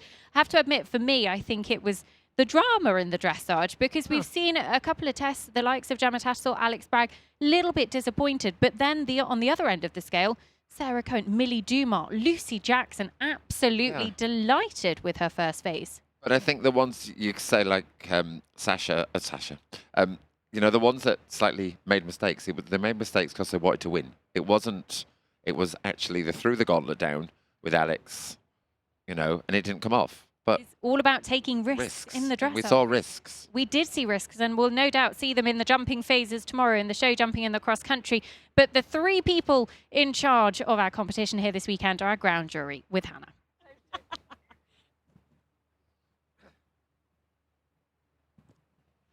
Well, we're here with the judges, and what a day of competition it has been. 30 fantastic combinations coming forward this morning. I'm going to start with you, Jane Tully. Any particular highlights of the day? Oh, well, I think coming to Millstreet is a great highlight. And I think what the people on the ground have done here has been amazing. But it's been our privilege to judge such a lovely class of horses. We're thrilled to bits, and we were able to give some good marks today, which is always pleasant. Andrew, there has been one very big standout performance, and that is Oliver Townend, who's come back from injury. I mean, Ballamore class, he really is a class of his own. Absolutely. He did a stunning test. I thought that Oliver rode him beautifully, a lot of harmony, and we had to throw marks at him. Vanda, coming to you next. Any particular disappointments in horses that you were expecting to see better, or movements that you were expecting to see better points given? It's a great opportunity to use the full range of marks, isn't it? I mean, we don't have come out with expectations. We have an idea of a 10 that we want for each and every movement, and if we're lucky enough to see that, well, then it's easy to give it. Not too many 10s today.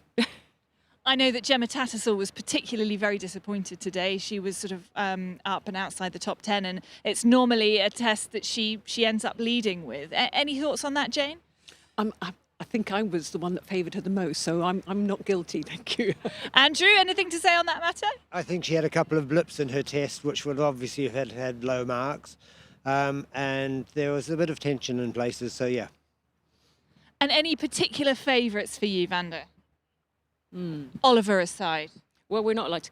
you know, it's lovely to see such good harmony and lovely relaxation in the ring, so, you know, great. Every day that you have happy horses, happy riders, and the sun shining, it's a bonus, right? We've been very lucky with the weather. Thank you very much. As ever, our judges have done a terrific job here in doing such a terrific job. So thank you very much to all of you, Nicole. Judging is a difficult job, and the ground jury do a great job. They're in charge of the jumping phases tomorrow, so their job isn't over with the dressage. They will look forward to the show jumping and the cross country tomorrow, so their job will continue. But in terms of looking forward to tomorrow, Mark, we've got some of the best in the world. Just 10 penalties covers 2nd through to 25th, I think it is. Who are we looking for in the jumping phases that are really going to make their mark on the podium? I'm going to go for Ollie, obviously. Okay, you think Oliver Townend can hold on to the top spot? I do. And I think he's got enough of a buffer. It's been a long day and I can't even speak now. And I think the 2 Sarahs, Ennis and Cohen, to really put in a challenge for that leaderboard. Now, the one thing I would say that actually Oliver Townend has 4 penalties in hand over Sarah Ennis and Horseware Stella Rebound. So Ballamore class can have a pole down in the show jumping. But interesting to see that. I think I'm actually going to say that the likes of Lucy Jackson are really going to capitalise on the jumping tomorrow. But highlight from today, just quickly, what's been your absolute favourite part?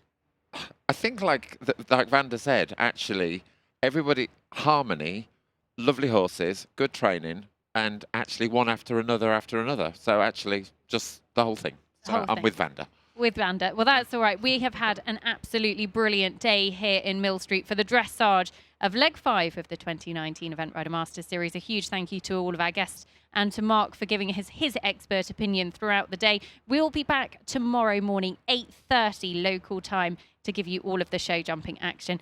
The leaderboard is tight. We've no doubt there's going to be plenty of movement on it. Don't miss it. It's a pivotal point in the series, and the leg is to be decided. We'll see you tomorrow. Thanks for watching.